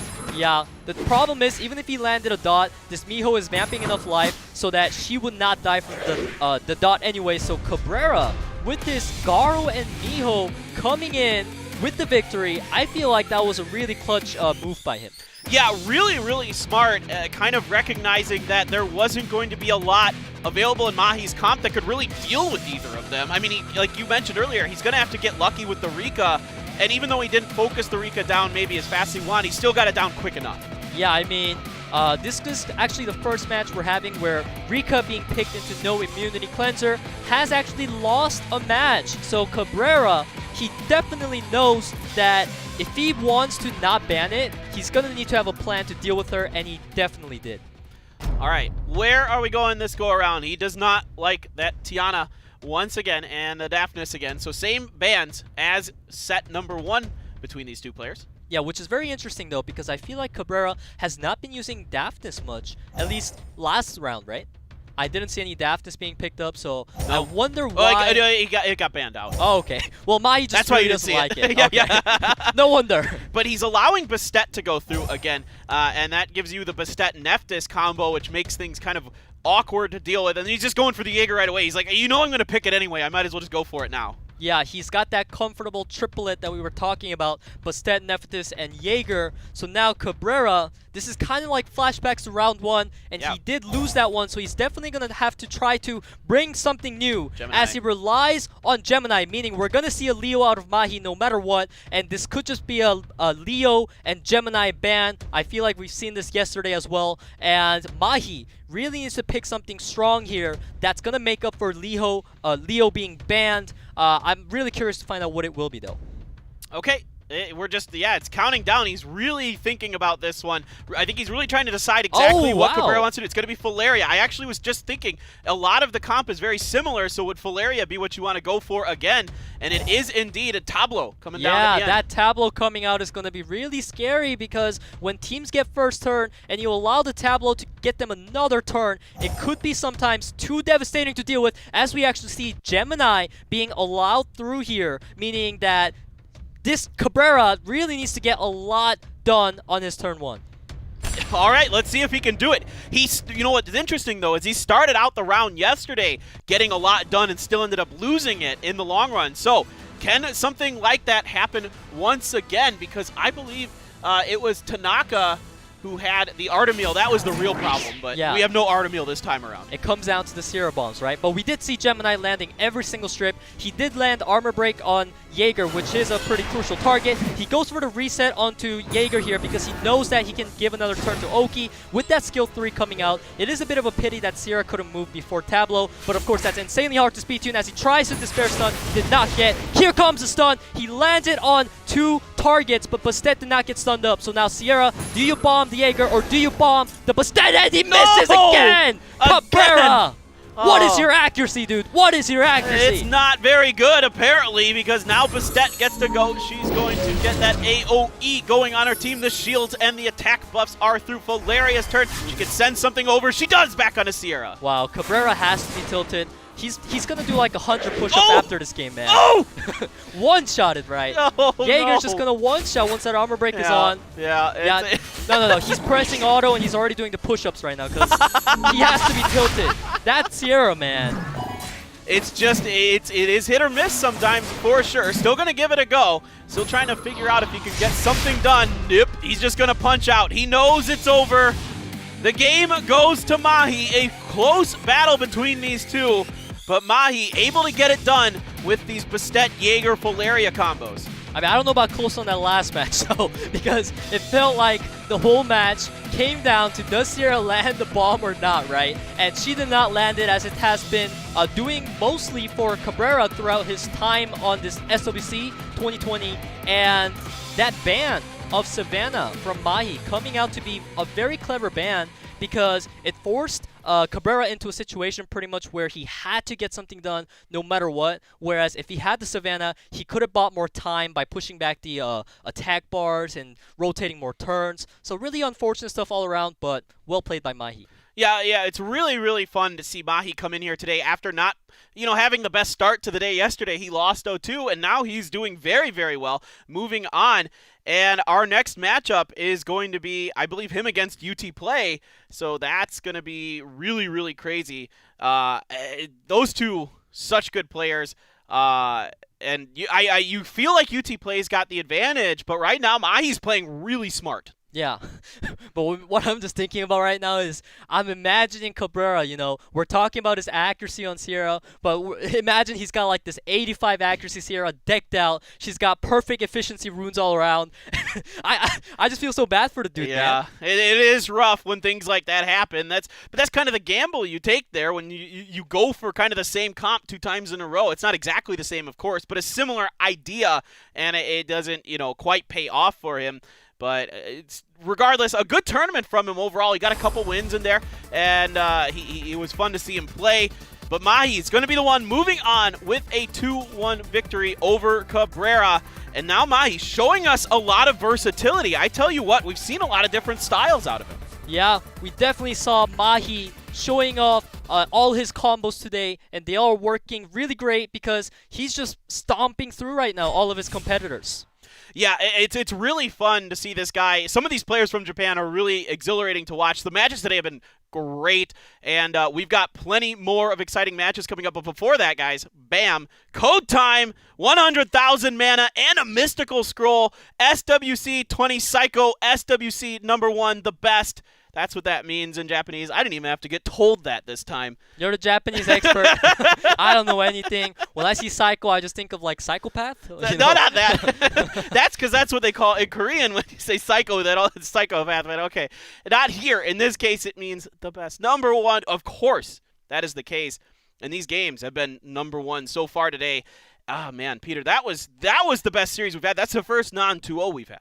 Yeah, I mean, every single matches here, we were talking about earlier how they were really fast. It was like 2-0 here and there, Lucian's coming out. But this time, it was a 2-1. We got to see a lot of diverse strategies coming out of both players. Now, the only problem here I could see is MAHI, right? MAHI did reveal a lot of his strategies. And what more can he bring next? Because UT versus MAHI, I believe, is coming up next, right? Yeah, exactly. It is going to be UT versus MAHI. And UT's been a little more consistent in what we've seen out of his play. He did bring out the Etna today. That was something we didn't see from him yesterday. That's been his reveal card, his trap card that's been revealed.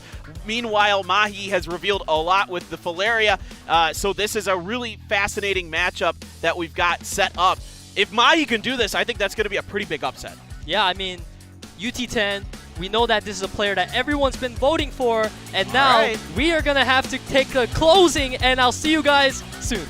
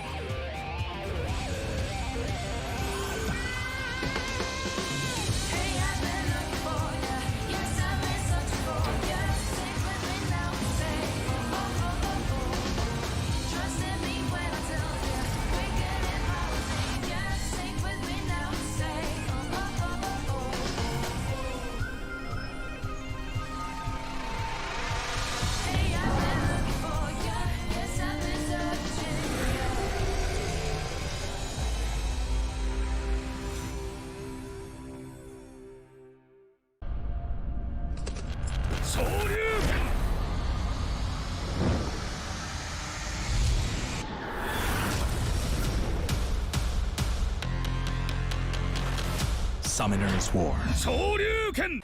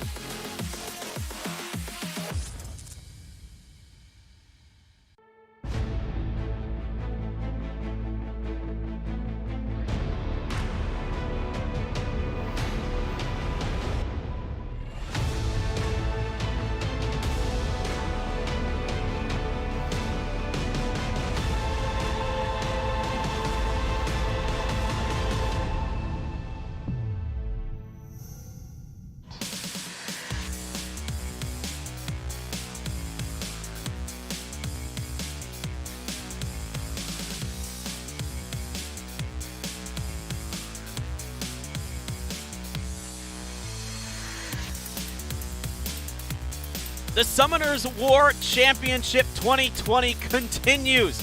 We have 2 more games here to go to find out who will be the final player to join Shiki moving on to the regional finals. This is the Japan region first, and then we have all of the APAC coming up later in a couple months here. We have to go through all of the subdivision regions first, and then we go through into there. So Shiki is actually already qualified, so I apologize. I misspoke a little bit earlier. He is actually already through. We're finding out which other player will be joining him. There isn't a potential rematch between UTPLAY and Shiki yet. You'll have to wait if UTPLAY can get through. There could be later on in the APAC regional. But for now, we're just finding out who's going to come through today. So 2 more games to go, and then we have UTPLAY against MAHI, Peter. This one, every game today has been great, actually, because there's so many interesting monsters we're seeing come out. There's so many new things happening that it's just you don't know what to expect. Yeah, I mean, there has been a lot of strategy we did see, though, and from that, we can guess that, we're going to be seeing the standard 3 picks out of MAHI as often as he can pick it, which is going to be Bastet, Nephthys, and Jaeger. And to my knowledge, UT does not have Nephthys or Jaeger, so he can't pick those away. We could be seeing those pre-bans out of him, though, rotating between Nephthys ban here or maybe Jaeger ban there. And I think that will be a really legitimate strategy because Jaeger has been so powerful for MAHI. It's just been incredible for him. It's such a powerful unit. I'm actually looking through what UTPLAY has. I mean, we know he has the Unhung. Outside of that, it's hard to say exactly what he could bring. You're right. I don't remember think Wedgeot, though. He did have Wedgeot. You're right. He does have Wedgeot. We know that. He doesn't, as far as I can tell, let me look through here and double check. I don't think he's played any of the Dragon Knights. Yeah, I mean, that sounds about right because UTPLAY, he is a player that usually likes to take the lead with comps like Sierra, Yeonhong, Ganny, and then he adds super carry type of AoE units, Okeano, stuff like that, to get an advantage through control and soft damage here and there. Absolutely. He's been very, very popular with those. You're absolutely right.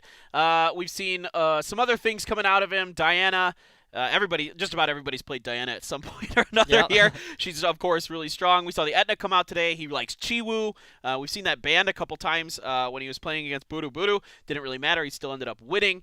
So UTPLAY, a lot of kind of more traditional stuff. MAHI, on the other hand, is all over the board. The Lucian Cleave, I mean, the Jaeger stuff. Tiana has been clearly one of his favorite units. He has Nephthys and Bastet. Yeah, it should be a really fun matchup. What did MAHI play yesterday?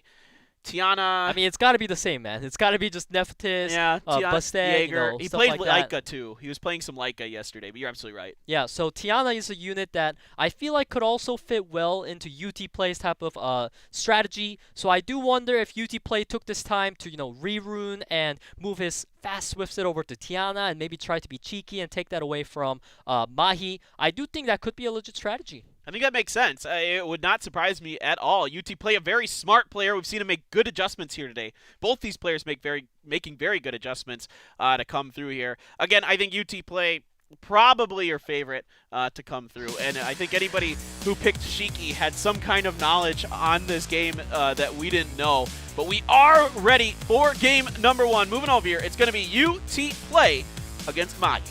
Yeah, we see UTPlay's last pick monsters, and like we discussed earlier, we do see the standard Yeonhong, Ganny, AoE to combo with that, and the monsters that's probably going to get banned out on UT side is going to be Yeonhong, most frequently from MAHI, because most players do not like to play against Yeonhong when it's possible. Yeah, it just is so powerful. It heals so much, and that attack bar, addition as well. The strip, she's just crazy.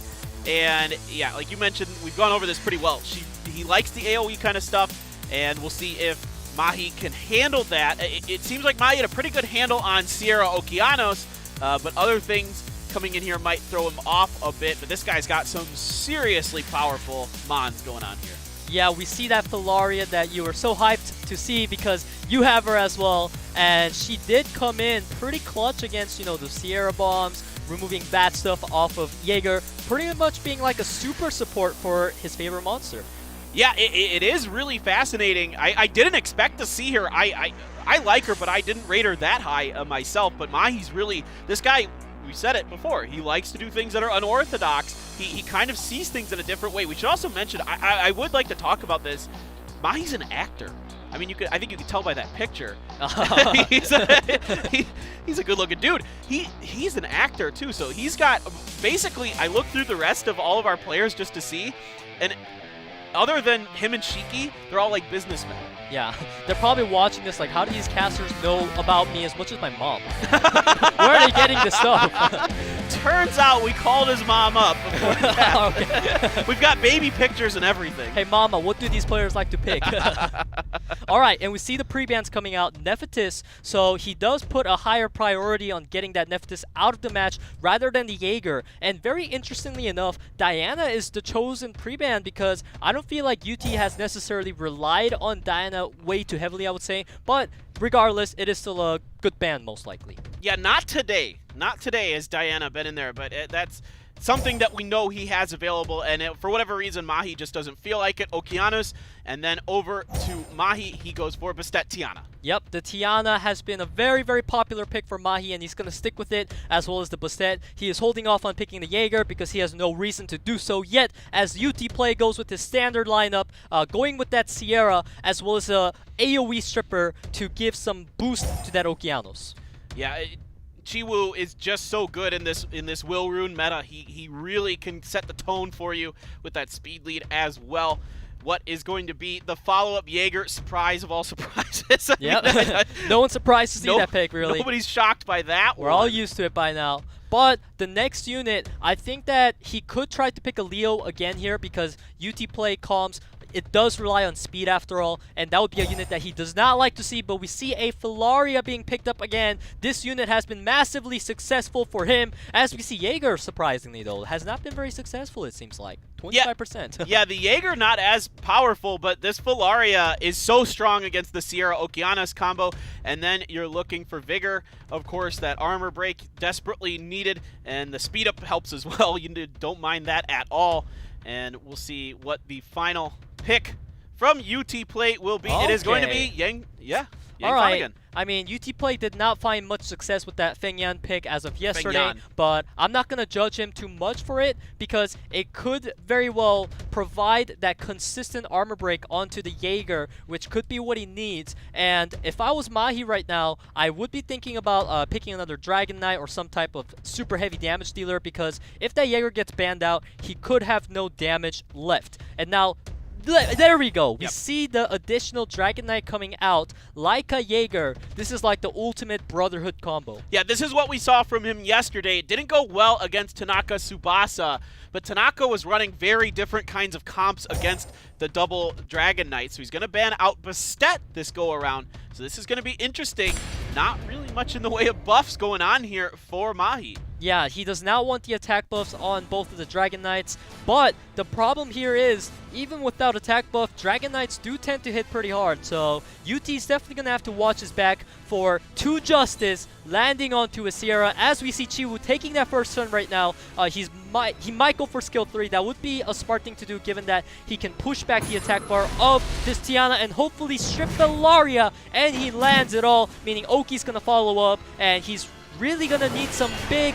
Alright, that skill lands. That is a smart play too. I can respect that. Reset onto Filaria so that this bomb and whatever does not get pushed back to him. He's going to think about who he wants to bomb, and he lands it on Jaeger. Alright, we're going to go for it. Let's see. He's waiting a bit on this. There we go. Finally, the time is here. Blow all that up. No stun. This go around. Now it is up to Tiana. What is going to be her thing? Just use her skill 2, skill 1, just attack. Alright, so they're playing a bit of mind games with each other. Oki hasn't used skill 3 yet, so... Okay, MAHI did not want to use skill 3, but now he definitely wants to, because that violent proc out of Fengyan made this Jaeger so low HP. Oh boy, yeah, Jaeger looking a little bit in trouble now. Went for the skill 2 on there as well. Gets a little bit of health back. And now we're just auto-attacking with Filaria. She got reset. Stuns coming down. Just Filaria getting the worst of it. The Justice is going to come out, and this Jaeger does seem to be on Vampire Runes. It's going to dish out 11k damage, as well as Tiana following up with the skill 3, removing that armor break off of Jaeger. Oh, and the revenge. That is really looking nice for MAHI here, as Fengyan does not proc. And now UT really wants to kill this Jaeger before Filaria moves. If she procs, it could be devastating. All right, here we go. She doesn't get it. Chiwoo just going to go through. No sleep coming in on that one. Are we finally going to see the skill 2, or is he just going to continue? skill 2 would be the safe way to try to kill the Sierra as he lands a crit and finishes her off. Now, Laika here is looking really, really strong because he is against no water units whatsoever. So this guy's going to be doing absolute damage as the Fengyan procs once more and takes out Jaeger. All right. Looking pretty even a bit now. We still have Laika up for the damage for MAHI, so he does lose Jaeger, but he hedged his bet this time around. There you go, the cooldown set on to Filaria again.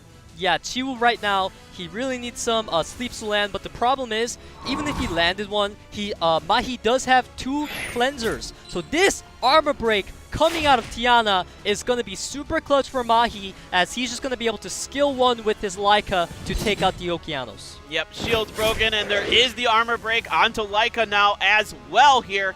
Let's see what Chiwoo wants to do. Is he going to go for it? No, he's just going for the 2. The North Star. That was actually a significant damage coming out. The multi-hit proving to be useful against his Laika, as Filaria really hopes for a proc here, and Filaria does not proc any. Fengyan is going to just chop up this Laika like an onion, and now Laika, you need to do something. Skill 1 for the Vamp Life, because this Laika, I believe, is on Violent. Chiwoo gonna try to get some attack bars pushed back, and it's all up to whether this Fengyan will proc or not. Alright, here we go. It's gonna be Tiana first. There was no proc from the Fengyan. And here we go, the AoE. Yeah, now, Fengyan! Are you gonna proc? Are you gonna do it again? This whole game, I feel like Fengyan has been pretty reliant with the proc, as he procs onto the Laika and takes him out! Oh, brutal proc. Excellent timing there for the win, Panda, to really set the tone in this match. Can this still go MAHI's way? He's going to continue to give it a go. I mean, unless this Tiana is on the best damage dealer runes we have ever seen. It's going to be insanely hard to take down this Feng Yan. It seems like this Feng Yan might be looking to do a solo. Yeah, at this point, it's looking pretty good for the Feng Yan. Going to use his skill 2 to get the counter attack going. Going to force the attention back over to Chiwoo right now. And a bit of that's going to be healed with those buffs from Feng Yan.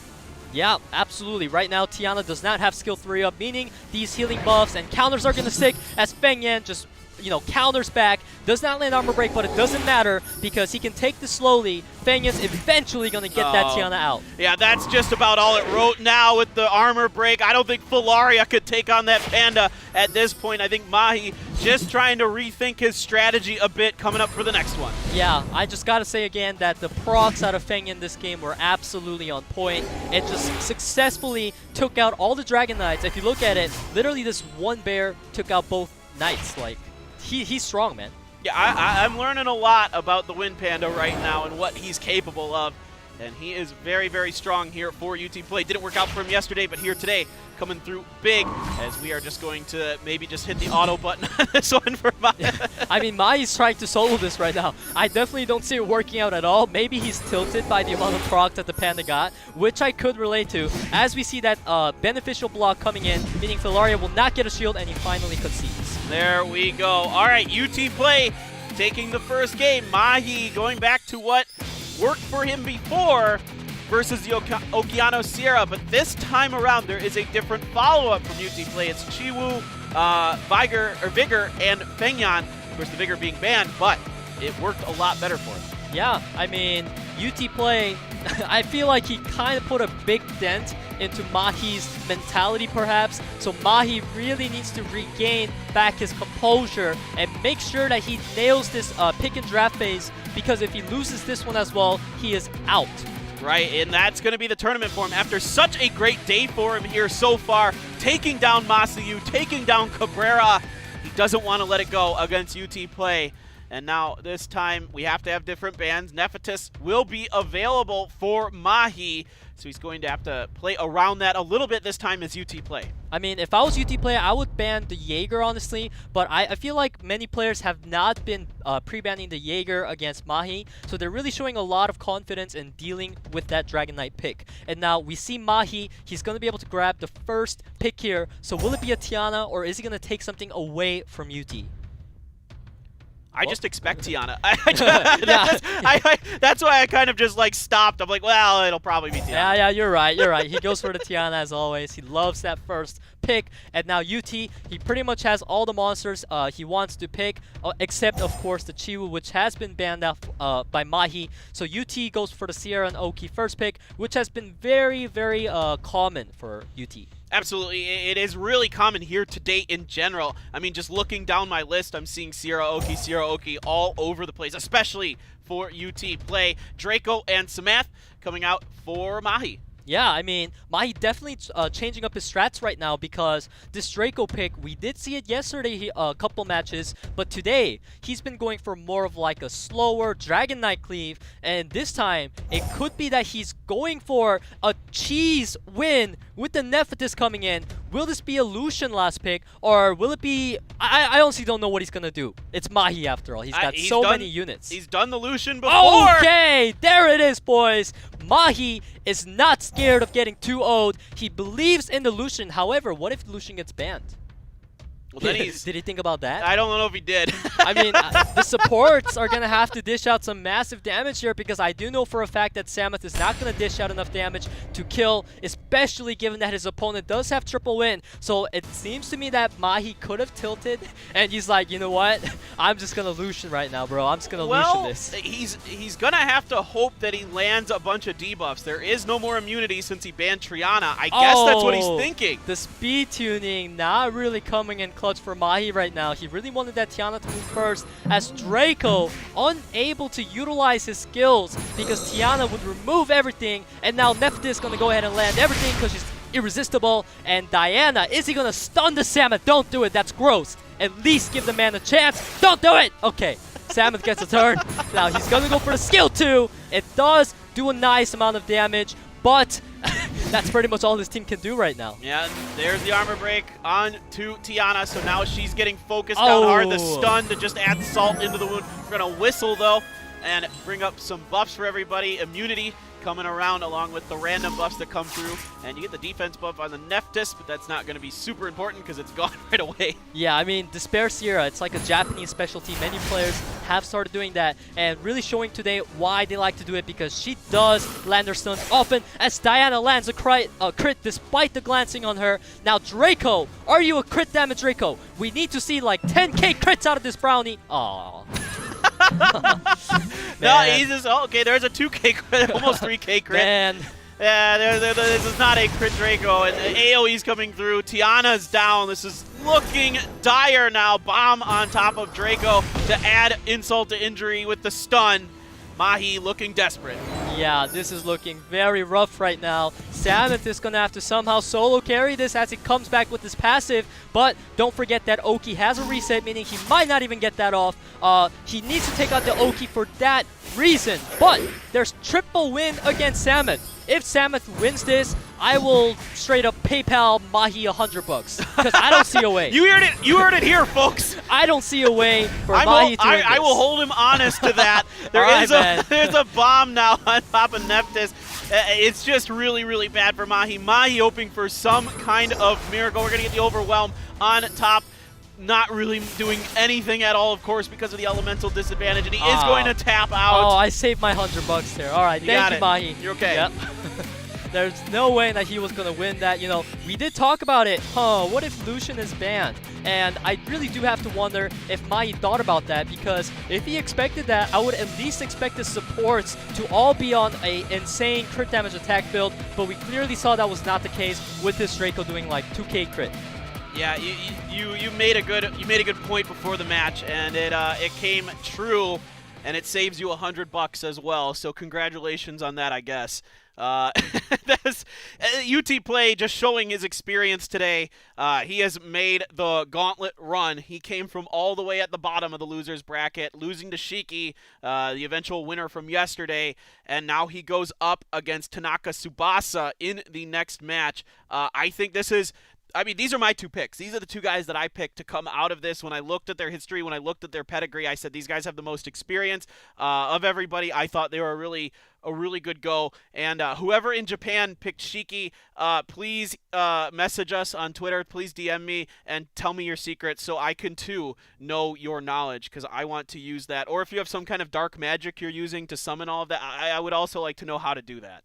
Yeah, and right now, something worthy of mentioning is that UTPLAY has been the undefeated champion coming in, once again, proving himself 2-0 against Mahi, and now into the finals he goes. Is he going to just clutch it out and get another 2-0? He hasn't lost today. Oh my gosh, you're right. He hasn't lost today. I mean, for him, it's like, you know, it feels so good coming into it. And that the having your spirits lifted like that is a big deal, because if you do lose the first game, you're not just going to tilt yourself into oblivion, probably, unless something really bizarre happens where there's like an insane amount of Vio procs. But UTPLAY does come through with the 2-0 over Mahi. We got to give Mahi a ton of credit, though, dude. He played excellent today. Yeah, I mean, this guy, he definitely did not give in to any losses whatsoever. Even if he goes down 1-0, he's like, I have the confidence, I know I have the runes, I'm going to still try to Lucian this guy. And it takes massive balls to do that. It really, really does. And in this case, Draco, even a few times rolling out there with some of his own. It was a really interesting thing. Seeing Valaria come out and be really successful today was really super cool as well. So, again, we get to see some really interesting use. We got to see Dusky today, which, you know, again, nobody expected that. Like Carbine as well. So a lot of fun units being brought out here in SWC 2020 Japan qualifiers. We hope you guys are enjoying this. We're having a blast casting these matches. I tell you what, this has been a really exciting last couple days, and if these 2 days are anything to like show us what it's going to be like for the next couple of regions, it's going to be awesome. Stay tuned, guys. One more game coming up. UTPLAY versus Tanaka.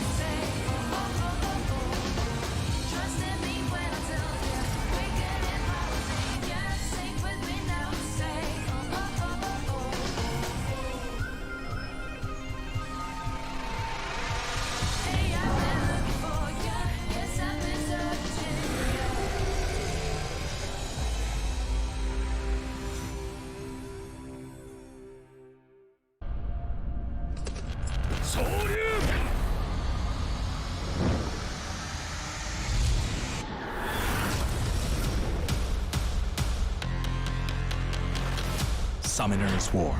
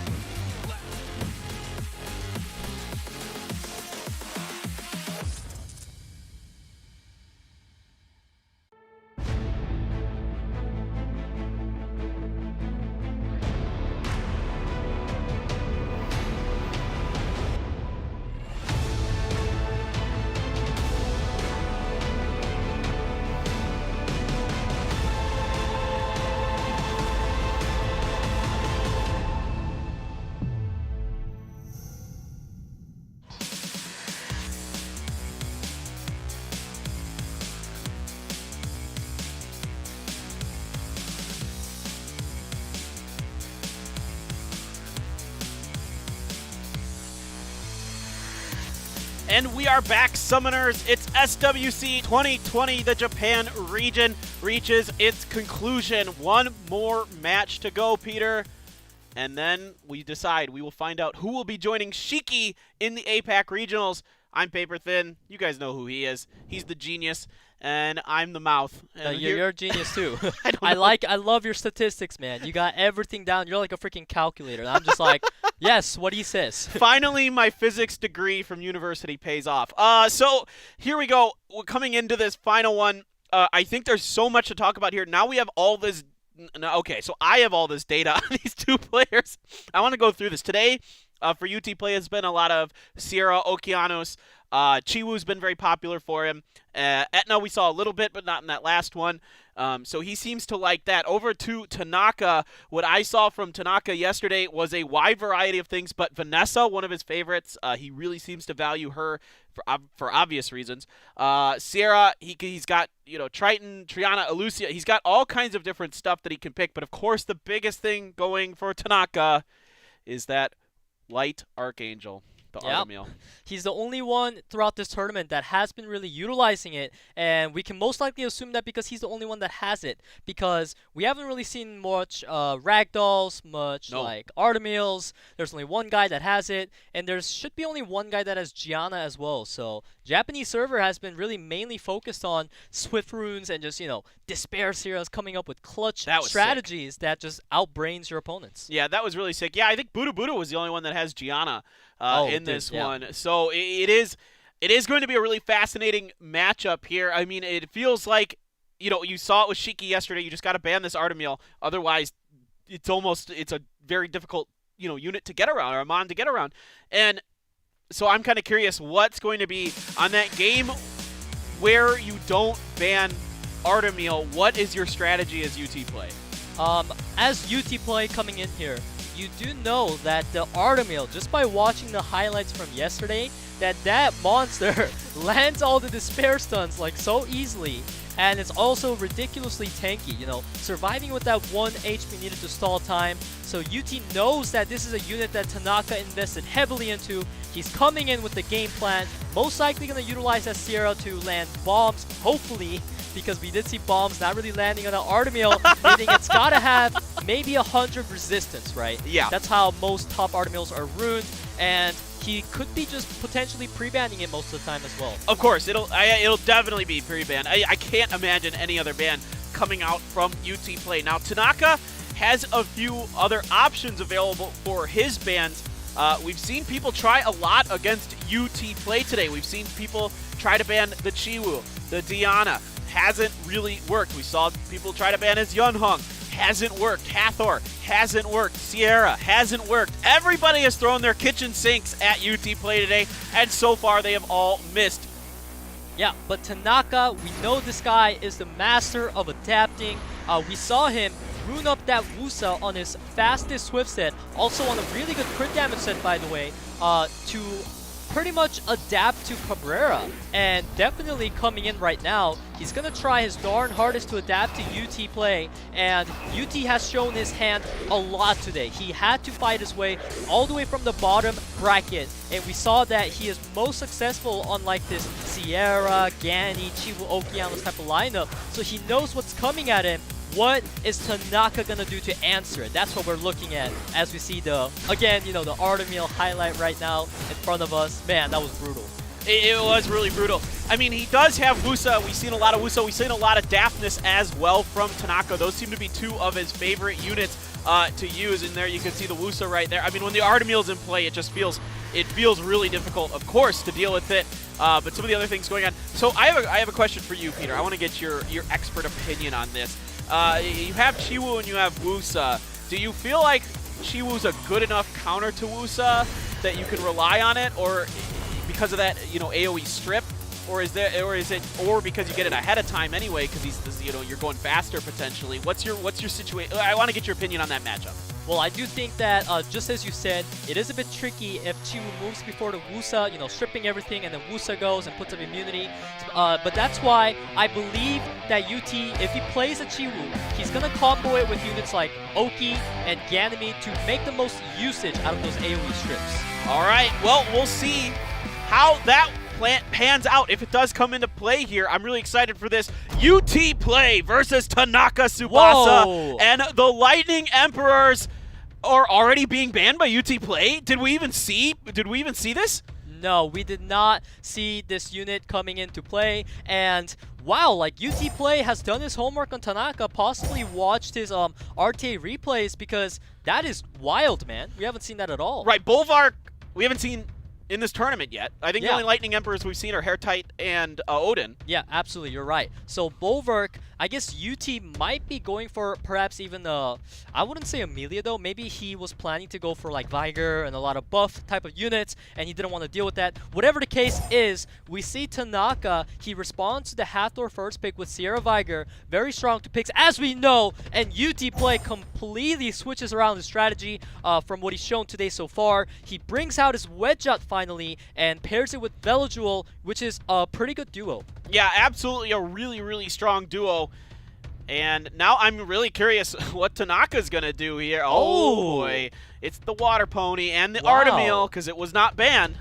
Tanaka with the big brain plays, turning that Bulwark ban around on UT, because with that Bulwark gone, Amelia's kind of like a free pickup, and she is a great support to the Artemil. So we're going to be seeing how UTPLAY deals with the Amelia. That Odin pick is definitely a scary pick. It's a great pick into Artemil. It has no problem dealing with Amelia, so I really do like that pick out of him, but he's going to need one more unit to combo it. I know he probably was thinking about going for Feng Yan originally, and he does stick with it. All right, it is going to be Feng Yan. It has been really powerful for him so far today, and with those other waters on the other side, those winds going to look very, very strong. And here is the final pick. Okay. And it is going to be Daphnis. This is not too surprising here from Tanaka. He loves this unit. Yeah, so the thing by Tanaka, by picking up this Daphnis, most of the time when players are picking Velojewel, Wedgeot, stuff like that, they don't want to see the Daphnis, so it would put a hindrance. Okay, yeah. Thank you, Tanaka. I was just complimenting your pick there, and he was like, oh, but okay. He does commit to it, because the thing is, if you're UTPLAY, you're really scared of that Amelia, because it could make your Hathor completely useless, and you never want to go into a match match with a monster that's going to be a dead pick throughout the game. But the Daphnis, as I said, was scary enough that UT does ban it out. So this Hathor really needs to sleep the Amelia, right? So this Amelia needs to be not on Swift. And also, he could use a proc from Hathor after skill 2, right? For sure, for sure. That would be that would be quite nice if he can get that Bio proc. Let's see what's going to happen. Game number 1 between UTPLAY and TANAKA TSUBASA. The losers bracket finals is underway. This is what I was watching out for. The main thing to consider here was, does Amelia move before the Hathor, right? And she does get that turn. I think I saw even no immunity, no will runes on the Amelia, so Tanaka really just shoving his, one of his fastest swift sets on her, and now this Hathor is not looking that great. And then it's Vigor up next. Is he just going to buff even harder? Yes, indeed. It's just going to be the speed and the crit buff to keep those crits from happening as much. And next up is going to be the Hathor. She gets to sleep. Yeah, she does get to sleep, and she gets the proc like we talked about. And he's just going to have to go for it because he's going to get the most usage out of it while Amelia's skill 2 is down. And now he's going to try really hard to stack buffs for this Odin, except he goes for the armor break play as well. I like that play because an 11k crit comes out. If a proc happened, that would have really hurt. That would have been absolutely brutal, but it's going to be Artemil who's going to get it going. Gets his skill off, and now it is over to Amelia next. Transforms back. He's going for that right now because he wants that skill 2 up, but the problem is this Amelia can't be on Violent Runes, meaning that she had no chance to proc and cleanse Asira. So we are looking at Velojoule coming in with the skill 2 punishment. Most Velojoules hit hard. Oh, man. Every time I hype up the damage, it's like... Even with the defense break on there, bomb is down now as well. 2 units stunned. Odin getting absolutely brutalized right now. And he does come back, but he's just got absolutely mauled through. And now Panda trying to do something.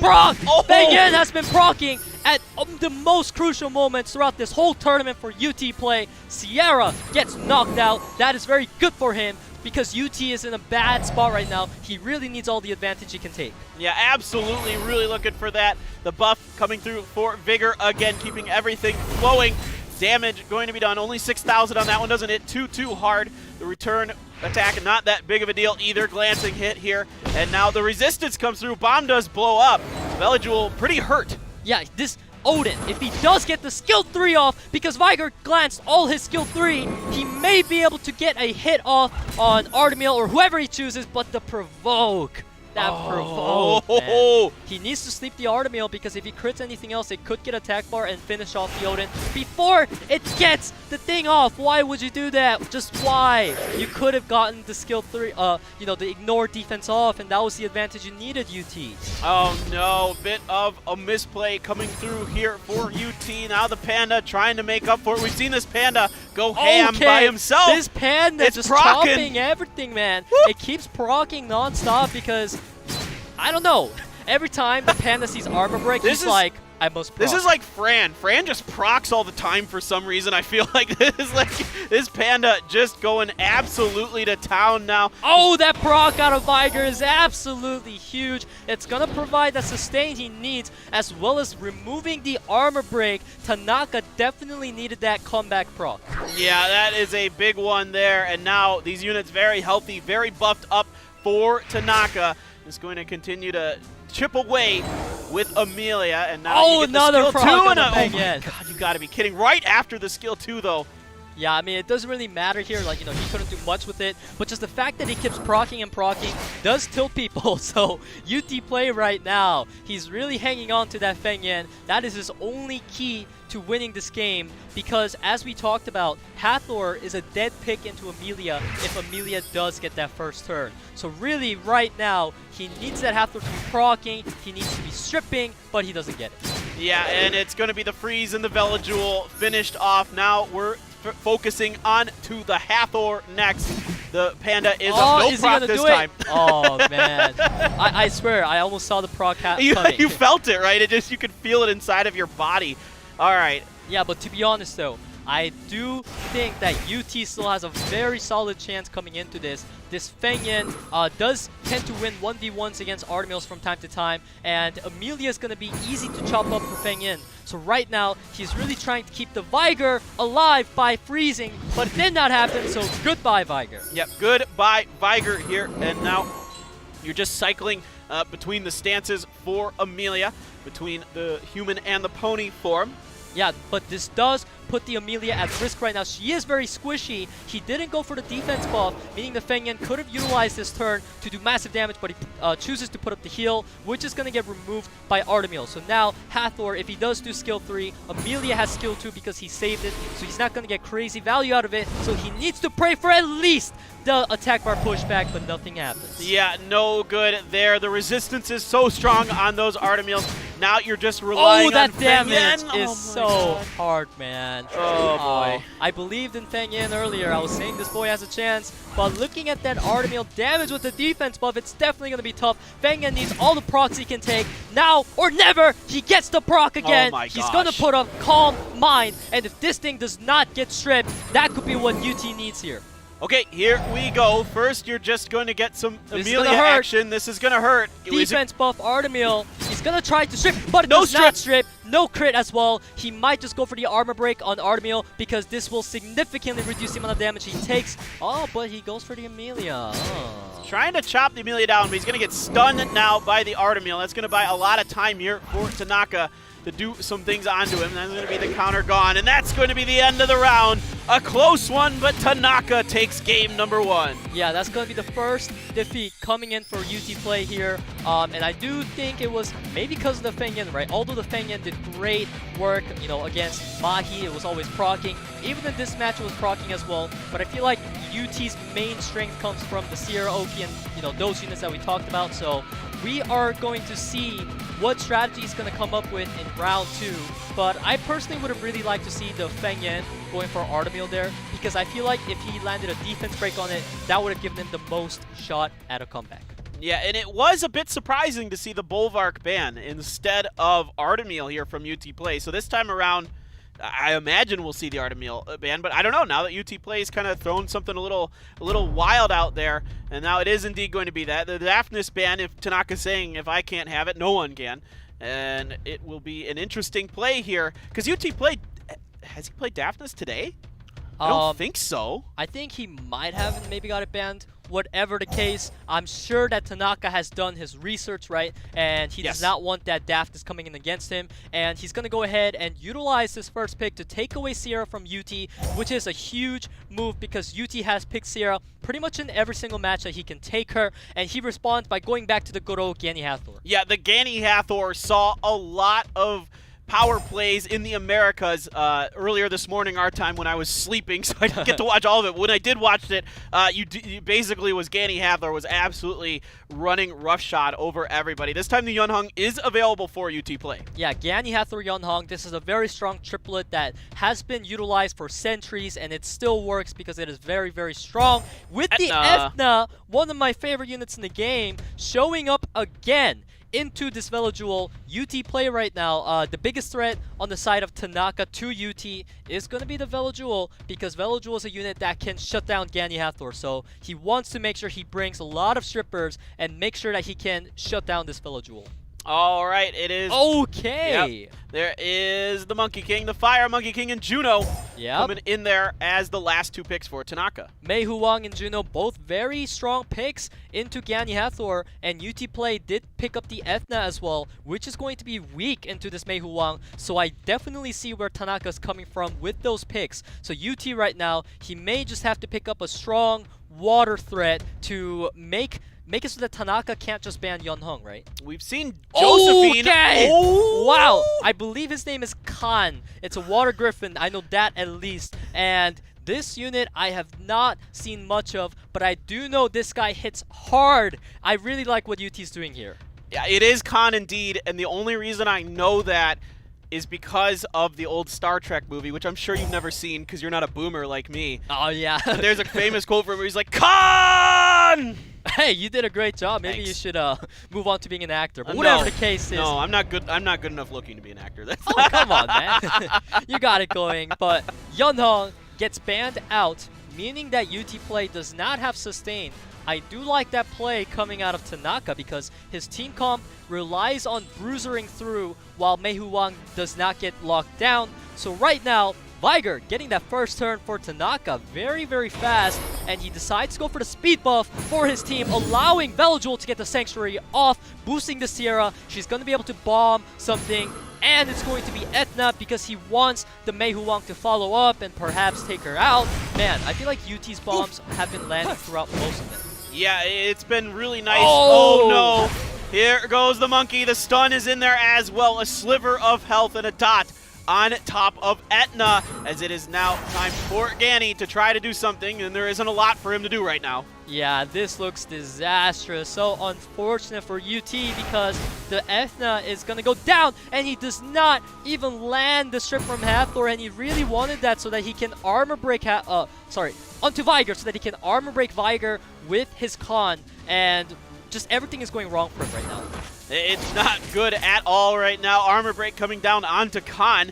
Although I'm really curious if that is going to matter much for a bit. We'll see. The punishment is going to be used, so Belajul does some big damage. The dot is going to finish it, and Khan down as well. Yeah, this is looking pretty game over for UTPLAY here, as Tanaka had all the RNG he needed to win this match here. He landed all his stuff, he even crit the con, and even resisted the Hathor strip to kind of rub the salt into the wound. And there you have it. The second player coming out of Japan will be Tanaka Tsubasa with the win over UTPLAY. A fast one there for the very last game. Just everything rolling Tanaka's way, and there just wasn't enough for UTPLAY to hang on to. Yeah, something to keep in mind though was that I do need to really give credits to Tanaka because I feel like he outdrafted UT at such extreme levels that no matter what RNG outcome happened, he did have an advantage coming in, and it really showed, right? He 2-0s because he wins draft. That's how you win Summoner's War, guys. Win draft. Win draft, win games. Yeah. Surprise of the year right there. Everything's gone wrong in 2020, but if you win your drafts, things can go right. That's a good way to look at it. But still, what an amazing run by UTPLAY today. All the credit in the world to him. He came through a really tough series, a really diverse array of players with diverse strategies, diverse mons they're bringing, and he's still able to get here against Tanaka, who just barely fell to Shiki in a 2-1, but Tanaka proved to be too strong here. Yeah, absolutely. Tanaka and Shiki are moving on, and we can see here the confirmation of Tanaka's victory. So glorious as it is 2-0. Tanaka technically is the only guy who didn't drop a game today, although he only had to play 2 games, right? He's the only undefeated champion. You're right. UTPLAY was close to coming through today to do that and just couldn't get it done. A lot of 2-0s in here today. Some very good games all around, though. Some really close ones that literally came down to just Mon versus Mon action, and they were just trying to fight it out. You know, I remember that, I think it was a Ganymede and a Hathor. Was that what it was at the end of that one where it's just very, very close? But this was a really good day, some really fun games, and I can't wait to see what these two players, Shiki and Tanaka Tsubasa, have in store for these other regions, which are coming up. And next week is Korea, our home region. So we see Shiki and Tanaka locked in for Japan as we have the Korean competitors coming up, and there are many names there that we're going to be seeing that has been prevalent throughout the past SWC matches. There's going to be even the current rank 1 RTA player from the Korean region coming out, and we can see here the dates for those broadcasts so that you guys can tune in and watch. Same time, same place, guys. It is going to be Saturday, Sunday at 2 p.m. or 1400 Korea Standard Time, however you want to say that, and it will be exactly the same as you just saw here today. So if you liked what you saw, guess what? There's plenty more coming next week, and I can tell you what, we're excited to be bringing that to you again. We had a blast this week. I had an absolute blast. I mean, it's so fun to be back here at SWC, and it's so cool to see how the meta has evolved and how things have changed in a year since I was last able to cast, and I've been having a blast playing the game. Actually, it helps that I've been getting some nice Nat 5 pulls, but it really is a really fascinating tournament we had here, and congrats to our two players. Shiki especially, man, was just a thing of beauty to watch. Yeah, I mean, absolutely. So the thing that we always talk about when it comes to Japan matches is that these players always just have this thing where they like to follow their own meta. They don't follow what's popular on ladder. They're usually the first ones to come up with things that become popular. I do believe Viger possibly came from Japan. Bustet and Villajewel, you know, they like to do the Odin. Very fun stuff all the time when you tune into the Japanese matches. Yeah, absolutely. I mean, you even got to see Khan and Spectra in this tournament, which is really unusual to see those you'll fire and water griffins, which is completely nuts. I mean, just there is another code. Hey, guess what? Now you get a prize for sticking around, guys. Thank you so much. Down below here, 100 energy and another Mystic Scroll. 2 Mystic Scrolls today. Booyah. Let's go. Ochi SW2020. I actually don't know this one. Ochi SWC2020. Maybe it means ouchie. Oh, SWC at home. Oichi. Okay. Yeah. Oichi is at home. Okay, yeah. At home, SWC 2020. Of course, stay home, stay safe, guys. Social distance, wear your masks, wash your hands, do all those good things. And eventually, you know, we'll be through this. And the good news is, you know, if you like video games, if you like esports, yeah, staying at home is not to the end of the world for you. Yeah, I mean, I like to stay in bed, stay in my room, and play games. So really, 2020 hasn't really damaged my life much because I'm just doing what I love the most. And now it's even being encouraged by the world. Like, how great is that? There you go. I mean, for me, I ended up hurting my knee, and I had to have knee surgery a couple weeks ago. So for me, I was stuck in my home anyway. So I guess if I picked a year to do it, why not this one? But, you know, finally I'm able to walk a little bit again, which is nice. But now I have my good old trusty cane, which I'd show it, but it's on the ground. And hey, at least it gave you more time to grind Summoner's War, right? You love the game. It really did. I really do. I really have been really falling in love with the game all over again recently. And it was really exciting to be back. And these games, crazy good. Can't wait for next week. And like you said, the #1 player coming up at us. So we're really looking forward to that. And you know, I'm really curious to see what differences are going to come out of it. I mean, of course, you're like, well, you know, Sierra, Gani, Hathor, Okeanos, like all these units are just kind I'm of sure like, we'll see them again. We'll see them again. But what kind of, you know, other meta changes are going to be in there? Is there going to be somebody who's going to try something completely funky? We saw a lot of funk this week from a couple of these players, which was really nice. A lot of new players coming in here and getting their first shot at competition here in SWC, which was super cool to see as well.